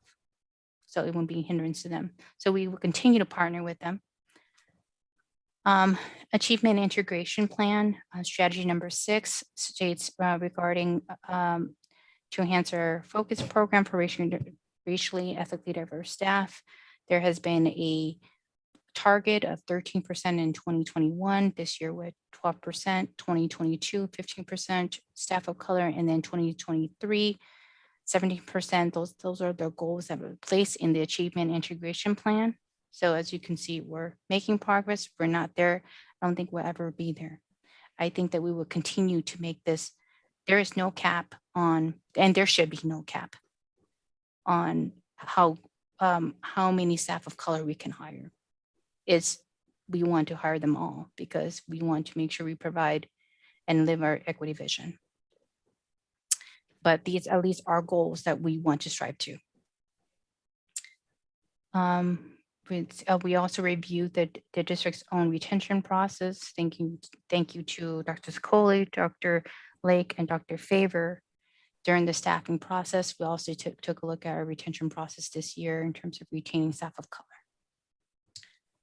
We also, what's been delayed and what I really wanted to do, and also the HR generalist team wants to do as well, is create a welcome district and school climate. And that means even starting with a small video, right? And that's my vision of Roseville and what we're about and how we can send that to our staff of new hires. So building them, getting them enticed in, coming and let them know, even though they've read something about us, but sending them a welcoming video. Something like that small makes a difference when you're trying to get, or you're trying to retain folks when you hire them on board. And then the school climate, of course, having the principal or their leadership, their own local leadership, the onboarding process. And then retention studies, data collection, this is what Kitty was getting into, is the exit interviews, right? We want to do exit interviews. I've done some, and I haven't done all. And it was only able to get a few exit interviews in, but we're definitely going to be working with our teachers union regarding the questions as well as collections. We're going to do the collection, but we're going to look at the questions. In addition to that, we want to do stay interviews as well. And stay interviews is basically people who are here, right? What can we do better? We're currently at this, what can we do better? Right? And what do you want to see change? In regards to recruiting efforts, this has been delayed. This is something that I want to do wholeheartedly because I think it was St. Louis Park or Hopkins that did this. Is just talking to their director over there, is to partnering with universities to hold recruiting informational sessions, right? And just with students of color in education, you go over there to university and you set it up with their career fair, of course, or their career director over there, and you just sit down and talk about Roseville and what Roseville has to offer to students of color in the education field. So starting your own pipeline from there, but partnering with the universities. And then, of course, target substitute teachers. That's something that we definitely had to do this year. Any questions? Kitty. It's not a question, more of a comment. Just wanted to thank you and Dr. Favor and Melissa and everybody who's been working on this area. It's very exciting to see the hopes and dreams we have. And hopefully as capacity becomes available, we can move forward on these exciting ideas that you folks have put forward. Very exciting. Lisa, I do have one question Yeah. that you might not even be able to answer. So, Mhm. so just say I can't answer that. And Okay. I'll drop it. But on the exit interviews, you mentioned, working with the union. Is the union also on board with this as a targeted strategic thing they want to help do, or are they really agnostic and neutral on this? Because it's really our concern, because unions tend to want to protect those who are already within the workforce versus necessarily open up or have transitions. I'm just wondering, don't say anything that you'd be uncomfortable saying. If you just can't answer it, then that's fair answer also. Just curious if the union could be someone that the district could tend to partner with more, if that's just kind of a bad idea to even go down that road. No, I can speak to that. This is one of their initiatives to work with us on recruiting, retaining teachers of color. So we have a great union. So I will continue to say that as well, working in partnership in tandem with them. I know that we're going to go into negotiations soon with them as well, but my understanding is this part of their plan too, is to make sure we recruit and retain teachers of color. So no, I welcome the opportunity to work on this as a team. Thank you. And also Chair Boguszewski, Equity Alliance stands at the ready to support these efforts as well. Great, thank you. Curtis. Okay, just a couple of comments. Number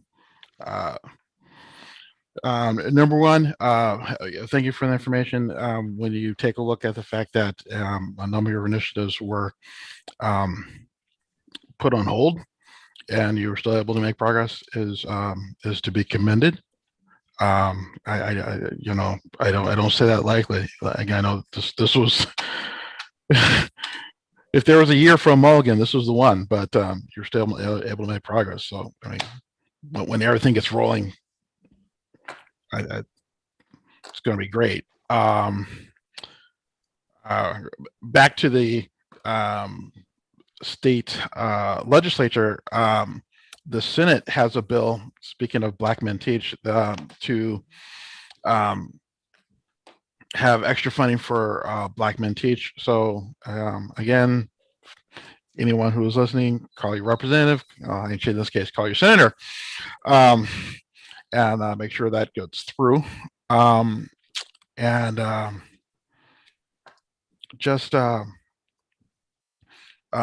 the last thing that I think does get lost sometimes, as a person of color, and then my kids are people of color. It's definitely helpful to have teachers and staff who are of color, because you get to see yourself and see the possibilities in them. It's also helpful for people who are not. And it's almost as important for people who are not of color to be able to see people of color in these positions. So I thank you on behalf of all of our students, because it's really just that important. So Thank you. It's a whole team, right? It's you guys as well as leadership, our district leadership team, our local school leadership, our staff. It takes a whole operations, and it's all partnerships together. And what drives us is, again, guys, our equity vision, right? That's the forefront of everything we do and we say. So let's live it. I'd like to thank the board and the superintendent for their leadership in this area. It's brave and outstanding work. And I'd also like to acknowledge the life work of Rose Chu. I've known Rose prior to her joining this board, And this is truly Rose Chu's life work, and she's to be acknowledged for that. Thank you, Dr. Faber. And thank you, Director Rose Chu. It's a privilege to have you as a colleague on the board. Totally agree. Here, here. Any other questions or thoughts before we move on? Lisa, thank you. And- You can't get rid of me. I'm still going, so I'm still on the agenda. Yep, I know. No, we're gonna move on to that now. And we now move to our action items. And next up is again, Director Chang on the round of non-renewals of licensed probationary employees. So with that, Lisa, I'll let you lead us into the discussion and where we need to go with this. Will do. So every year, unfortunately, I have to bring this up to the board for consent and approval. This year, we had a number of licensed probationary employees that were requesting to non-renew. So I'm just going to read here. The district made a determination to non-renew probationary teachers at the close of school year based on one more of the following reasons: discontinuance of position, decrease in enrollment, financial condition of the district, and/or district performance standards. So the resolution should be read once the names of the resolution should be read in its entirety. Thank you. And so with that, I guess I would turn it over to Clerk Johnson to introduce the resolution and in so doing, move its adoption. Curtis, if you're ready, move ahead with that at any time now. Yeah, I am. Whereas the following are probationary teachers in Independent School District number 623, be it resolved by the School Board of Independent School District number 623 that pursuant to Minnesota statutes 122A.40, subsection 5, that the teaching contract of the following probationary teachers in Independent School District number 623 is hereby terminated at the close of the current 2020-2021 school year for one or more of the following reasons: discontinuance of position, decrease in enrollment, the financial condition of the school district, district performance standards.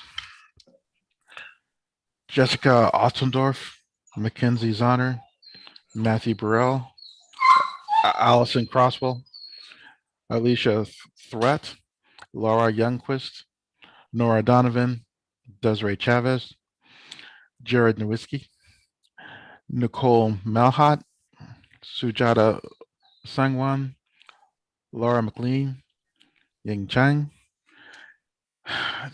Chineye Shava, Martin Foote, Will Roberts, Eric Anderson, Kelsey Anderson. Be it further resolved that written notice be sent to said teacher regarding termination and non-renewal of his or her contract as provided by law. Thank The you. motion for the adoption of the foregoing resolution was, sorry. So, I'll take it sorry. now.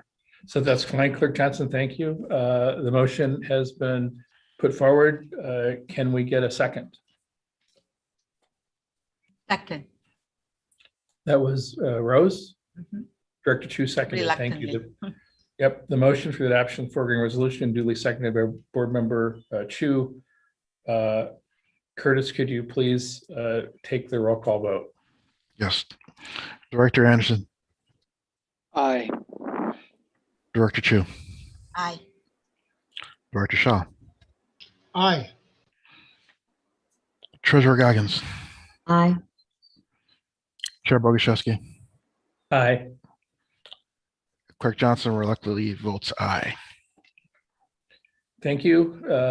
The resolution is declared duly passed and adopted with all members voting in favor thereof and no members voting against. Thank you. Lisa, I think we're still with, I'm sorry. I have a question. Remind me, Lisa, how is this in comparison to past years? In comparison to Like in past terms year. of the group that are being terminated? For non-renewed, for their For group that are non-renewed, non-renewed. yeah, In terms of the number or yeah. in terms of, number. so this year we had about 18. Last year it was a little bit less, a couple less than last year. So similar in terms of number of non-renewals. In terms of when you take a look at just the staff of color non-renewals, this year we had about, I believe, 3 more than last year. And these were all due to budgets. And a 2 was coupled with performance. Thank you. Mhm. All right. With that, we'll move on to the next agenda item. Director Chang, it's still you with the elimination of non-licensed staff positions. Yes, so I'm also here today, school board members, to request the elimination of non-licensed staff positions, specifically paraprofessional positions.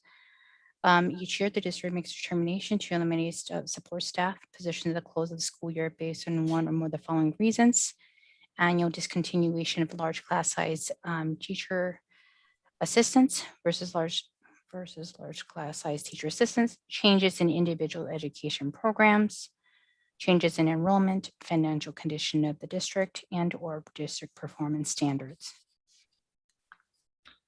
Thank you. And for this one, I think we just need a board member to move that the positions of non-licensed staff members listed be eliminated per this. Is that correct?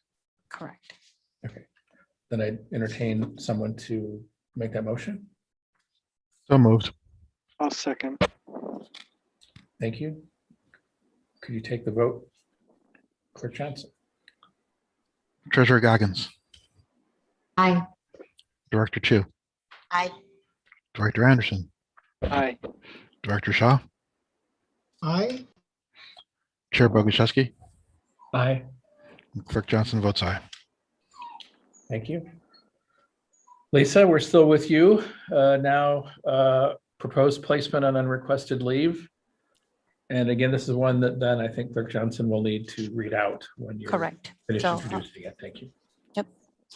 So I'm also here today as well as school board members to propose a licensed staff member on unrequested leave. And it's due to one or more of the following reasons: discontinuance of position, lack of pupils, financial limitations, and or merger of classes caused by consolidation. So the resolution should be read in full as well. Thank you. Clerk Johnson, you prepared to read the resolution? I am ready. Thank you, sir. Be it resolved by the School Board of Independent School District number 623 as follows. That it is proposed that Sylvia Vasquez, a teacher of said school district, be placed on 0.25 FTE unrequested leave of absence without pay or fringe benefits effective at the end of the 2020-2021 school year on June 30th, 2021, pursuant to MS 122A.40 subdivision 10 and the current master agreement between the school district and the exclusive representative. Article 14, Section 3 of for one or more of the following reasons: discontinuance of position, financial limitations, lack of pupils. That written notice be sent to said teacher regarding the proposed placement on unrequested leave of absence without pay or fringe benefits as provided by law, and said notice shall include a date for hearing if requested.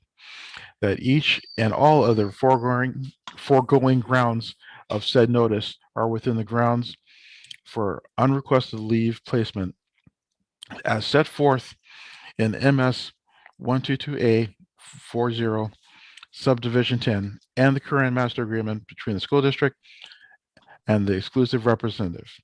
Article 14, Section 3, and are hereby adopted as fully as those separately set forth and resolved herein. Thank you, Clerk Johnson. Do we have a second? Second, That was Kitty. yes. Thank you, Director Goggins. Motion for the adoption foregoing read out and duly seconded by Member Goggins. Clerk Johnson, could you take the vote on this, please? Treasurer Goggins, Aye. Director Chu, Aye. Chair Boguszewski, Aye. Director Anderson, Aye. Director Shaw, Aye. Clerk Johnson votes aye. Thank you. The vote being taken, unanimously voted in favor thereof with no board members voting against. The resolution is declared duly passed and adopted. Thank you. And Director Chang, one more. I have one more. All right. Fellow school board members, I'm also here today to request approval for the non-licensed staff furlough. So due to the COVID-19 pandemic, the district has made the determination to furlough some support staff, specifically the aquatics manager position, for effective June 1st through the summer, and will be assessed again this August. It's based on the following reasons: again, changes in enrollment, program, specifically programmatic changes in the financial condition of the district. You will only need to consent and then roll call. Great, thank you. Then I'd ask for someone to move, make the motion as recommended. So move. Second. Thank you, Member Anderson. Did I hear a second? Second. Second, Director Johnson. Could you take the vote, please? Director Anderson, Aye. Director Chu, Aye. Director Shaw, Aye. Treasurer Goggins, Aye. Chair Boguszewski, Aye. Clerk Johnson votes aye. Thank you all. Thank you, Director Chang, for this. And this part of the year isn't easy, but it's part of what we need to do and good for the district in the bigger picture. So thanks for your leadership in this and bringing that for us tonight. Thank you. Thanks for having me on, guys. I saved all year just to be with you guys for a while here. So I Great. appreciate you guys being patient Thanks. with me. Thanks, Thank you Director. for everything you guys do as Thank well. you. And it is an open meeting, Lisa. You can come to any meeting you want to, and chime in. So, all right. Thank you very much. Thank you. Last on the action items, we have the Northeast Metro 916 long-term facility maintenance levy. And looks like Director of Business Services Thompson will be joining us again for this one. Sherry. Yes, one last action item. I would refer to this as a maintenance item. This is something that comes to the board annually. This is really the first official step that you take towards your levy for that you'll certify the final certification in December. This will be the 21 levy, page 22. Northeast Metro 916 cannot levy on their own. So this is really to cover their health and safety programs. And then there are proportionate shares assigned to each member district. And in our case, it will result in a $12,000 levy on next year's levy certification. That's down about $2,800 from the current year. So again, this is just something that we ask you to take action on annually so that 916 can maintain their health and safety programs. Thank you. Any questions for Sherry? I actually have a couple. So what's it based on? Is it student count? Why did it decrease? When everything else is increasing, I'm just curious, why did it decrease? So it is based on student count. And there will be some shifts in membership, but it's based on student count. But the health and safety programs That's got an annual budget that varies from year to year. So it's depending on their life safety programs and whatnot. The percentages share, but the overall levy, the 142,000, that I don't recall what the exact total was last year, but that has decreased. Or do I have that in the cover sheet? Seems like weeks ago, I put that together. Oh, great. That answers my question. Thank you. Yeah, And then so my second- basically the overall cost for 916, what they're budgeting is less. So our portion is less. And then my second question is, how does this appear? Like, does this appear to voters or no? Since No. it's tied to LTF, it just That's right. happens. Right. Right. So Okay. it's tied to LTFM on the levy sheet. It shows up as an additional item. I think it. I have it broken out also that it goes to the intermediate. And then they bill us. So we collect the tax revenue and 916 bills us. So it's really Got it. true. Got I it. think on our levy summary sheet, I break that out, like what goes to intermediate. So we're in effect the fiscal intermediary. Correct. We're one of them. All the member districts are the fiscal intermediaries to pull in the money to then fund 916. Yes. Okay. Yep. So it's shared proportionately and it requires approval by all the members. Great, thank you. And I'm sure Frank would have known that too. I just didn't ask him. I asked you instead. So there you go. Thank you as our rep on the 916 board. Thank you. Any other questions for Sherry? If not, I entertain a motion to approve. I'll move that one. Thank you, sir. Director Shaw moves. And Second. and that was Kitty. Kitty. All right, any further discussion among ourselves? Doesn't look like it. Curtis, could you take the vote on this, please? Sure. Director Shaw, Hi. Director Anderson, Aye. Director Chu, Aye. Treasurer Goggins, Aye. Chair Boguszewski, Aye. Clerk Johnson votes aye. All right, 916 survives another year. Presumably. That concludes our action items. With that, I think, gee whiz, Clerk Johnson, you're doing a lot of talking tonight because you're up to give us the report on our last study session. Sir.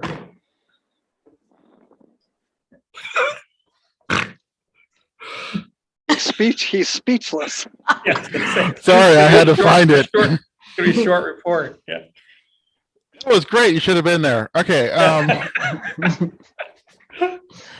No, it really was great. And actually, there were a number of things that that was discussed that came up today. So let me start here. We had a number of presentations. The first one regarded supports for pandemic learning loss. And one of the highlights of that was a presentation by Principal Hester to present us a learning plan for the fall of 2021, which actually incorporated some of the learnings from the pandemic. So it has office hours, teacher office hours at the beginning and the end of the day, 4 days a week. It has academic support time also, and it has time for teacher collaboration on Wednesdays. So some very innovative thinking that went into that. Also, again, taking from what we've learned, how we will be supporting our students in the future will be done via supporting our students uninterrupted instruction by prioritizing the social emotional needs, continuing the culturally responsive anti-racist practices, among a number of other things. And so my hats off to the Roseville area school staff. I mean, this is some really wonderful ideas to really come back better. We had a presentation regarding online learning plans for the fall of 2021. A lot of them that you saw this evening from Karen Schaub. This summer learning opportunities, summer discovery, Unity Center, friendship connection, all that good stuff. And of course, my favorite, summer jazz. It's not too late. Please sign up. Then Jake Von Lindy reviewed the online learning plans the district implemented prior to and during the pandemic. And wow, have we come a long way. Some of the things that are coming up, sixth grade moving to the one-to-one iPads. Again, things that we've learned. We'll have a blend of Zoom and in-person meetings, more flexible student daily schedules, as I mentioned earlier, and continued use of learning management platforms like Seesaw and Schoology. I'm a big fan of Schoology. We also had a presentation regarding options for the operating levy referendum ballot questions. And we'll be voting on that in June. And then we had a discussion to plan for future board planning for future board meeting logistics as COVID restrictions end. So we definitely want to get back together, and we're still kind of working out the kinks as far as getting back together and possibly doing a hybrid, but we still have to work some technology out, but I think it is definitely doable. So that ends my report. Thank you, Rick Johnson. Very thorough. With that, we move to our board reports. Anyone want to jump in with anything to share tonight? I'd like to start first. Would that be okay? Go ahead. Had an opportunity, couple of events last week. I was able to attend the last meeting for the school year of the District Curriculum Advisory Committee. Just some fascinating discussions and some major program updates. There have been some delays due to COVID-19, but some things are really going to be ramping up into next year. A thorough report on the K through 12 Phi-Ed, K through 12 health. They've developed a curriculum evaluation tool, social and emotional learning with a clear focus on educational equity, and K through 6 English language arts. Some really wonderful discussions around these 4 major program areas. And then last Friday, I had an opportunity with my colleagues, Director Johnson and Director Shaw, to attend just a wonderful open house at Roseville High School to see our new spaces dedicated to career and technical education. Folks, there's a lot of good things happening in this next phase at the high school, and I just wish the entire community could see them. But a new commons area, one of the first things that I saw that rivals anything I've seen at a college or university, a place where students can hang out and they can be students and they can unwind, but they can also study. Wonderful commons area. It's not quite done yet, but it already looks superb to me. A new theater with a fly loft. This thing is very impressive, folks. It's very impressive. It knocked my socks off. A new woodworking shop. A new auto shop with at least 5 or 6 bays from what I could tell. Just fascinating. They were working on the new 3D printing space and some machines. So they're working on it right there while we were going on a tour.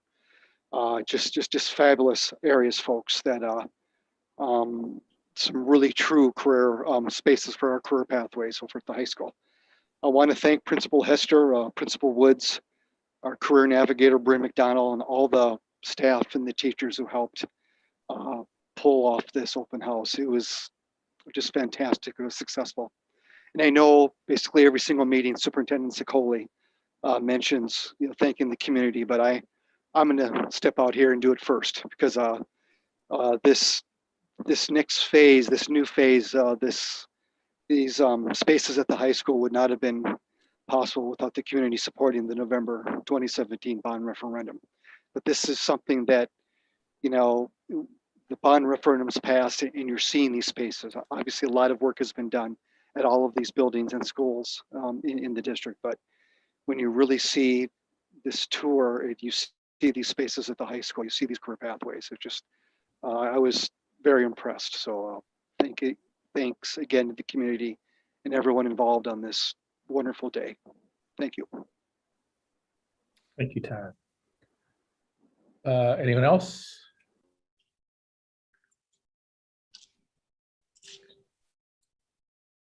Curtis. Okay. I had to write some of this down so I wouldn't forget it.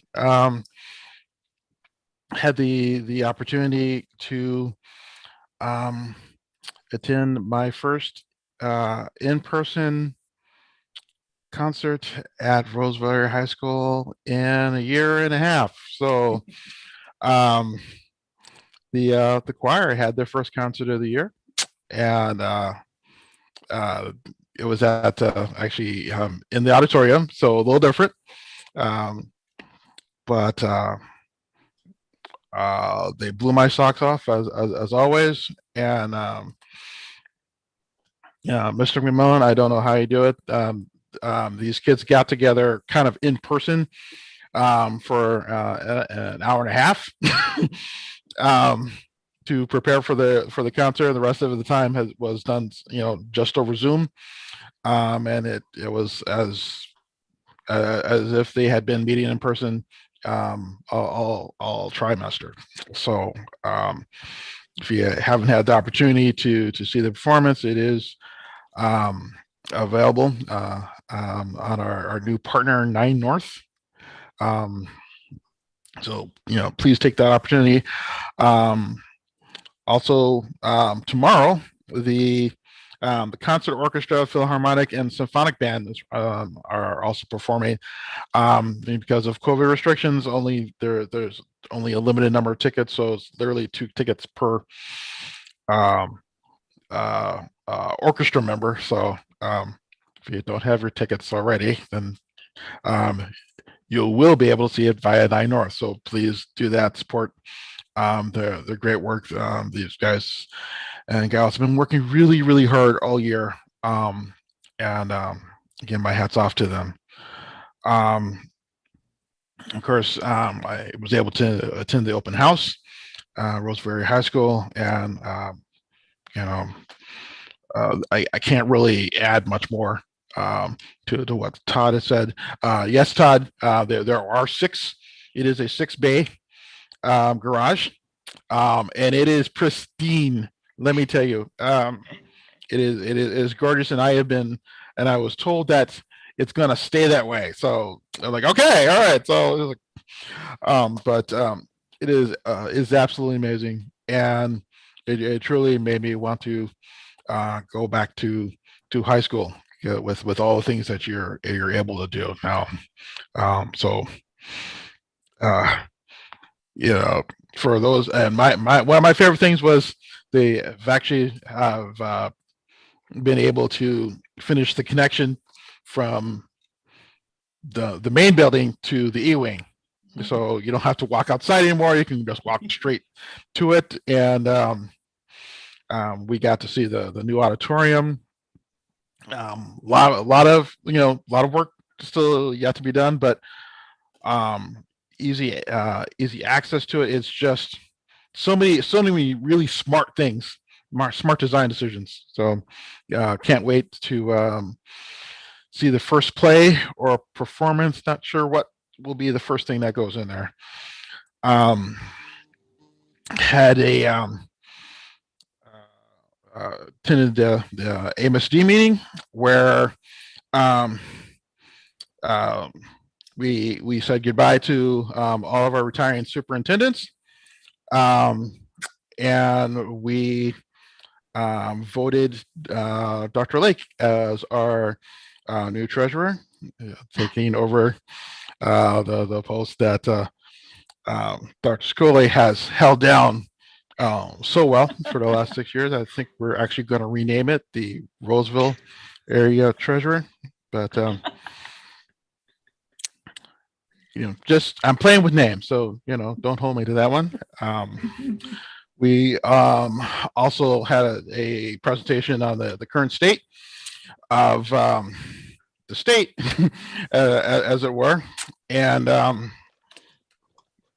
at that point, the targets, financial targets had been set out. And Sherry Thompson, as always, is correct that a 2%, that if they do agree on a 2% increase, it'd be 399 million. Yeah, so right there. There are a number of other items, including the grow your own, that will eat into that 525 million. So we're going to have to wait and see. But AMSD is pushing for a 2%, and we'll see where that goes. Had the opportunity with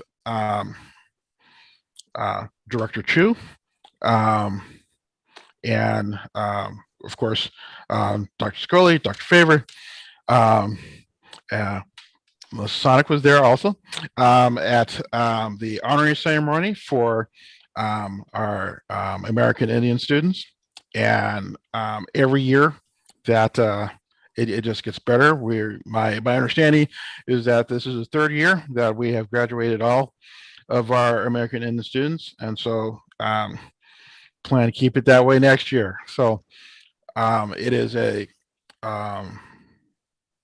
it's a wonderful ceremony and a great culmination of a lot of hard work by a lot of people.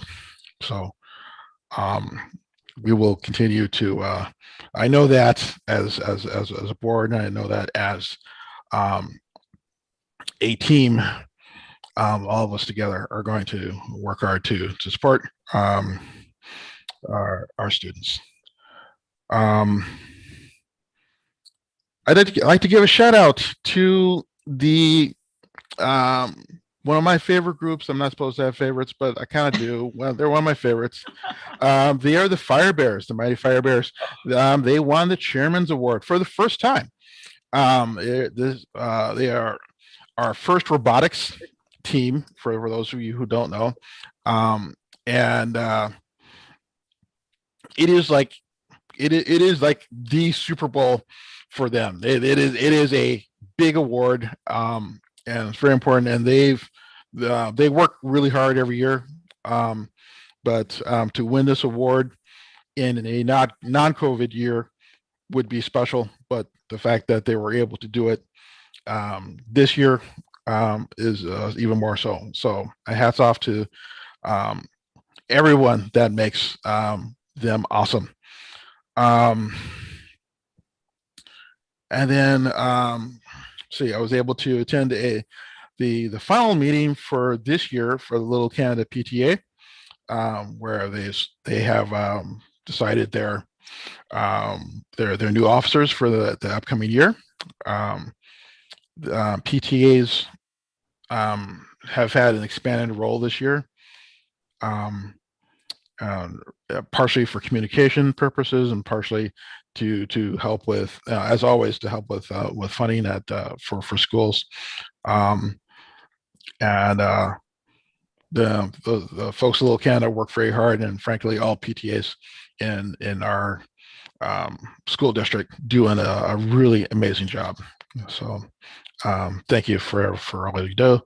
And of course, I would be remiss, Dr. Favor mentioned this earlier. This is the 1-year anniversary of the murder of George Floyd. I've had a lot of time to reflect today. And what I will say is that of all places that I could be right now, I am glad that I'm here with you. So thank you. And that ends my report. Thank you, Curtis Johnson. Excellent. Anyone want to follow that and share things with us for board reports? Rose, anything tonight? Kitty? Frank? Hey. Kitty? I do have a couple of items I wanted to share. One is we did have the finance committee at our meeting last week, and they reinforced the importance of really telling the story and providing compelling facts. And they asked some real valuable clarifying questions and pointed out some nuances in our communication as we communicate the history and the need that are always very helpful. They did support and recommend the district go for the full amount that the state has defined as the district is eligible to levy, or in essence, the maximum. So that's the Finance Committee report. I thought tonight I'd give you an update on the MSBA LEAF project that's been going on since January. I don't know if you recall, it's a project, there's 16 board members who were selected throughout the state to participate in a futures thinking project. And by futures thinking, I thought I should kind of explain what that is and how that differs from strategic planning, because strategic planning is really about trying to lay out a plan for going towards your vision. And this futures thinking is really more about looking at trends where they have their seeds in the past, where they're at the present, and where they'll be setting the seeds for the future, and trying to look at different possibilities and the different trends of what that future could look like, and doing some scenario planning. For example, the state level group, one of the things we looked at was the future of school boards and community dynamics. And we tried to identify some past trends and how they go into the future and what kind of different scenarios that could possibly lead to that we would need to operate in. And then, of course, relating that back to what we do in our work. The purpose a lot, I think, really the initiating of this project is because school districts generally tend to plan out 3 to 5 years. But a lot of things, because change is slow and often requires legislative change, take a lot longer than 3 to 5 years. So if we're not thinking out farther, it can be difficult to influence. It's just an example for that came up, was talking about in the pandemic, how, we've really gone to a better understanding of that it doesn't have to be seat time to get learning, and how many different ways there are of learning. And not that this is new, but I think there's been a stronger push to it with the last year. But that something like that really requires the legislative change in defining how you educate and what's required in order to complete a school year. And that kind of is actually something that MSBA has initiated this year to try to work toward that, or at least start that process and that thinking. But the whole point of doing this project is to try to identify some of those major things that need some longer term and longer time to be able to come to fruition, and identify that at the state level. But in addition to that, part of the commitment I have by being on there is to do some work at the local level. And I've identified 10 thought leaders to work with me on the project at the local level that go across teachers, building leaders, district leaders, 2 students. We've got 3 community members, 1 is business leader, a social worker, and then active in the Rouse Foundation. And several of these people are parents, so they're really coming at it from many different perspectives. And we're going to get together for about 12 hours over the next, until the end of December, and trying to do some exercises at the local level, trying to do some of that scenario and futures thinking 10 to 20 years out is the goal. And just wanted to give you an update sort of on what's been happening on that, since I haven't really gotten into it yet with you. And we'll give you updates throughout the next few months, etc. Great. Hey, Kitty, a quick question on that specific thing. Are all the LEAF members doing that and picking local thought leaders to bring into the process? They're all supposed to be pulling in local thought leaders. Different people are doing it in different ways. There's at least 2 or 3 that I know of that are doing it where you get the whole group together to try to do this and do it a little bit in a bigger way. A lot of the different school board members are doing it one-on-one with different people. I see. And taking a specific topic. But this has been something that I have been thinking about for a long time is the fact that could we do something to try to think longer time frame? And so I was really excited. That's part of why I applied for it, is Sure. because I just thought that was really something valuable to be thinking about, because so much takes such a long time frame to change. And if we don't start, if we haven't thought about it, we may not start in the trajectory to eventually be able to get where. And what I love too is this different scenario planning really makes you think differently, and really kind of broadens, I think, the way we look at things. And so I think it could be a very useful tool and exercise. Thank you. Thanks. Are you more, or was that it? That's it for me. Great, cool. Sorry, after Curtis, I know it's just really short. But Yeah. you know, two things. But. Exactly. Cool.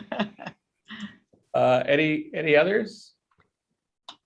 Looks like we're. No, I Rose, guess I guess I need to share because Go I ahead. represent. Yeah. I represent the RCLLG monthly meetings and board on there.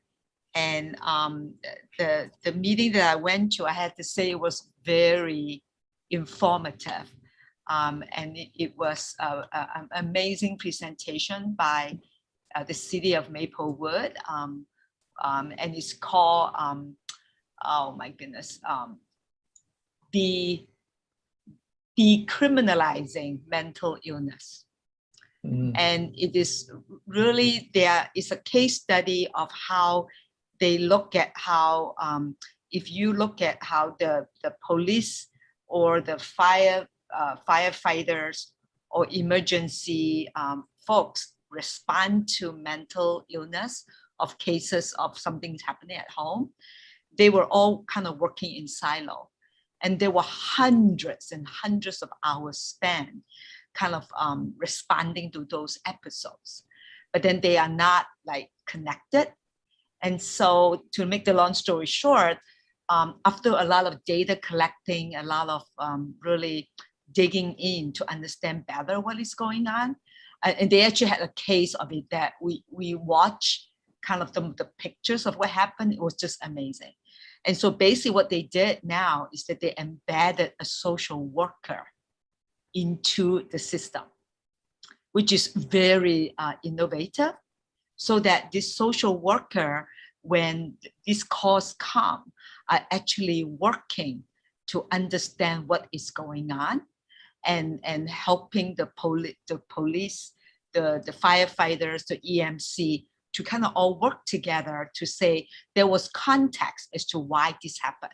And it literally reduced the number of hours that they were responding to the cause, because now there is someone who understands mental illness and who is actually building relationship with the community to try to mitigate the problem outside of a criminal way of doing it. I just thought that program was amazing. And so they're going to continue and collect more data. And sounds like a lot of cities are also looking into that to figure out how do we decriminalize mental illness so that you actually address the issues and the challenges with families. And I talk about what happened when there are children involved. And I think the new person, the new social worker who just started in April, is going to probably connect with all the school district that could be impacted by the jurisdiction that Maplewood has. And so that person will be contacting somebody at Roseville too, to try to making sure that when things like that happen, how do we make sure that the young people are continue to go to school or getting the support they need in school and understanding what is going on. So I just thought it was just an amazing program. Very, very, very innovative, very impactful. A lot of barriers, because there are some things that you just can't do. The system wasn't set up that way. And yet they were trying and really breaking grounds to make sure that they serve the community. So that's one that it just left me with lasting kind of thinking about how systems can work together instead of working in silo. The other thing that I would share is that it's also on 9 North. I think I shared that I was part of the Compass program and I represented Roseville. So that recording called Ending Violence to the Asian Community is recorded and is on 9 North.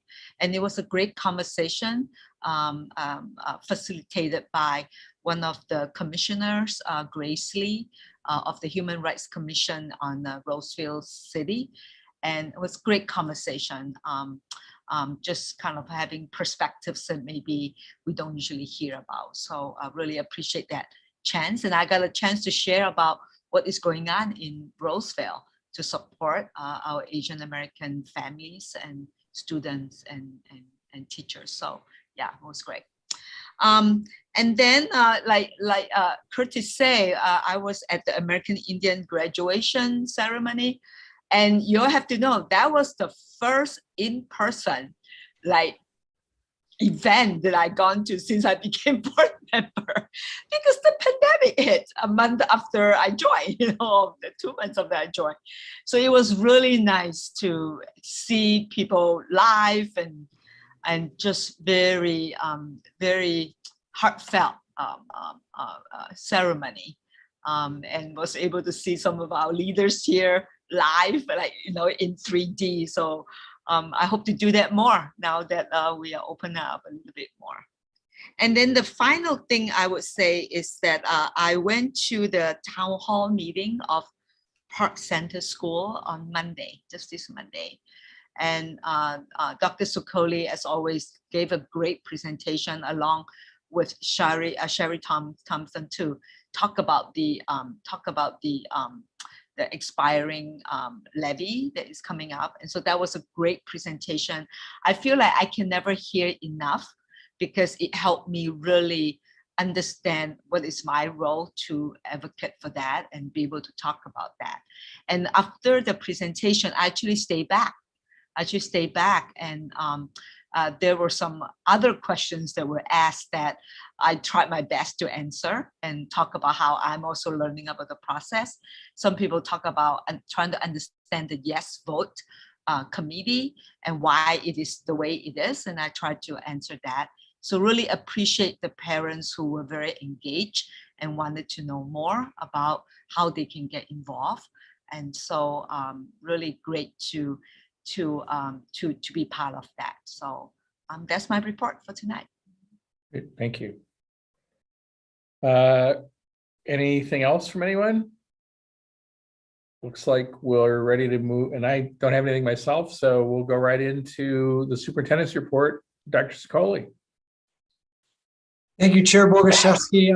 As has been mentioned tonight, the honoring ceremony for the American Indian graduates was inspirational. It was great that we could have it in person, obviously. And I wish I could have stayed for more of it, but I had to give a presentation that evening. So these are busy times right now. But that was good to see, and the success of those students and to hear of their plans going forward. Yes, Todd said it, and it can't be said enough to thank our community for the bond referendum in 2017.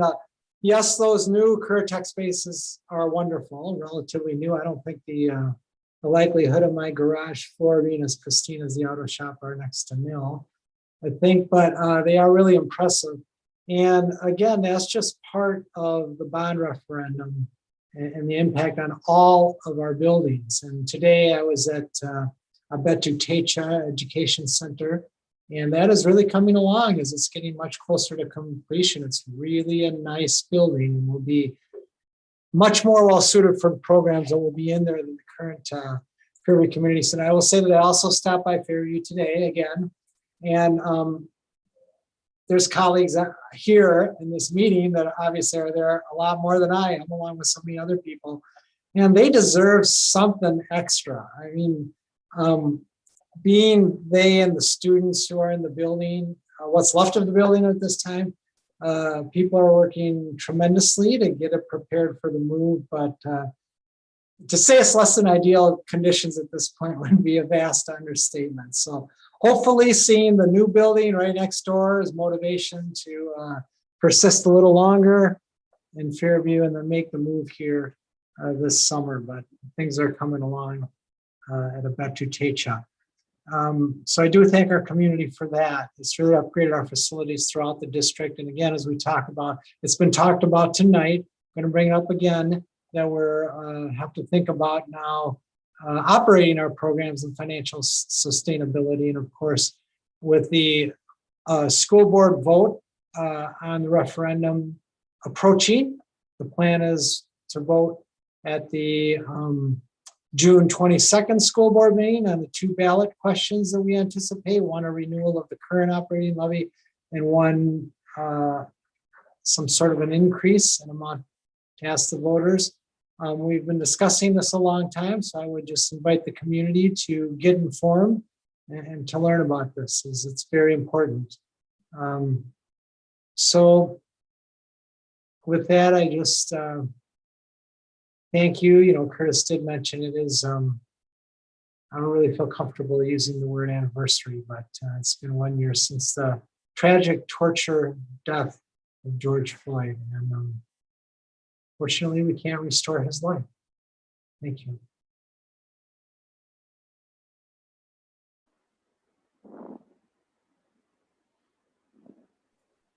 All right, so I think that's it. We've concluded our business for this evening. We'll see everyone next time around, and we are adjourned.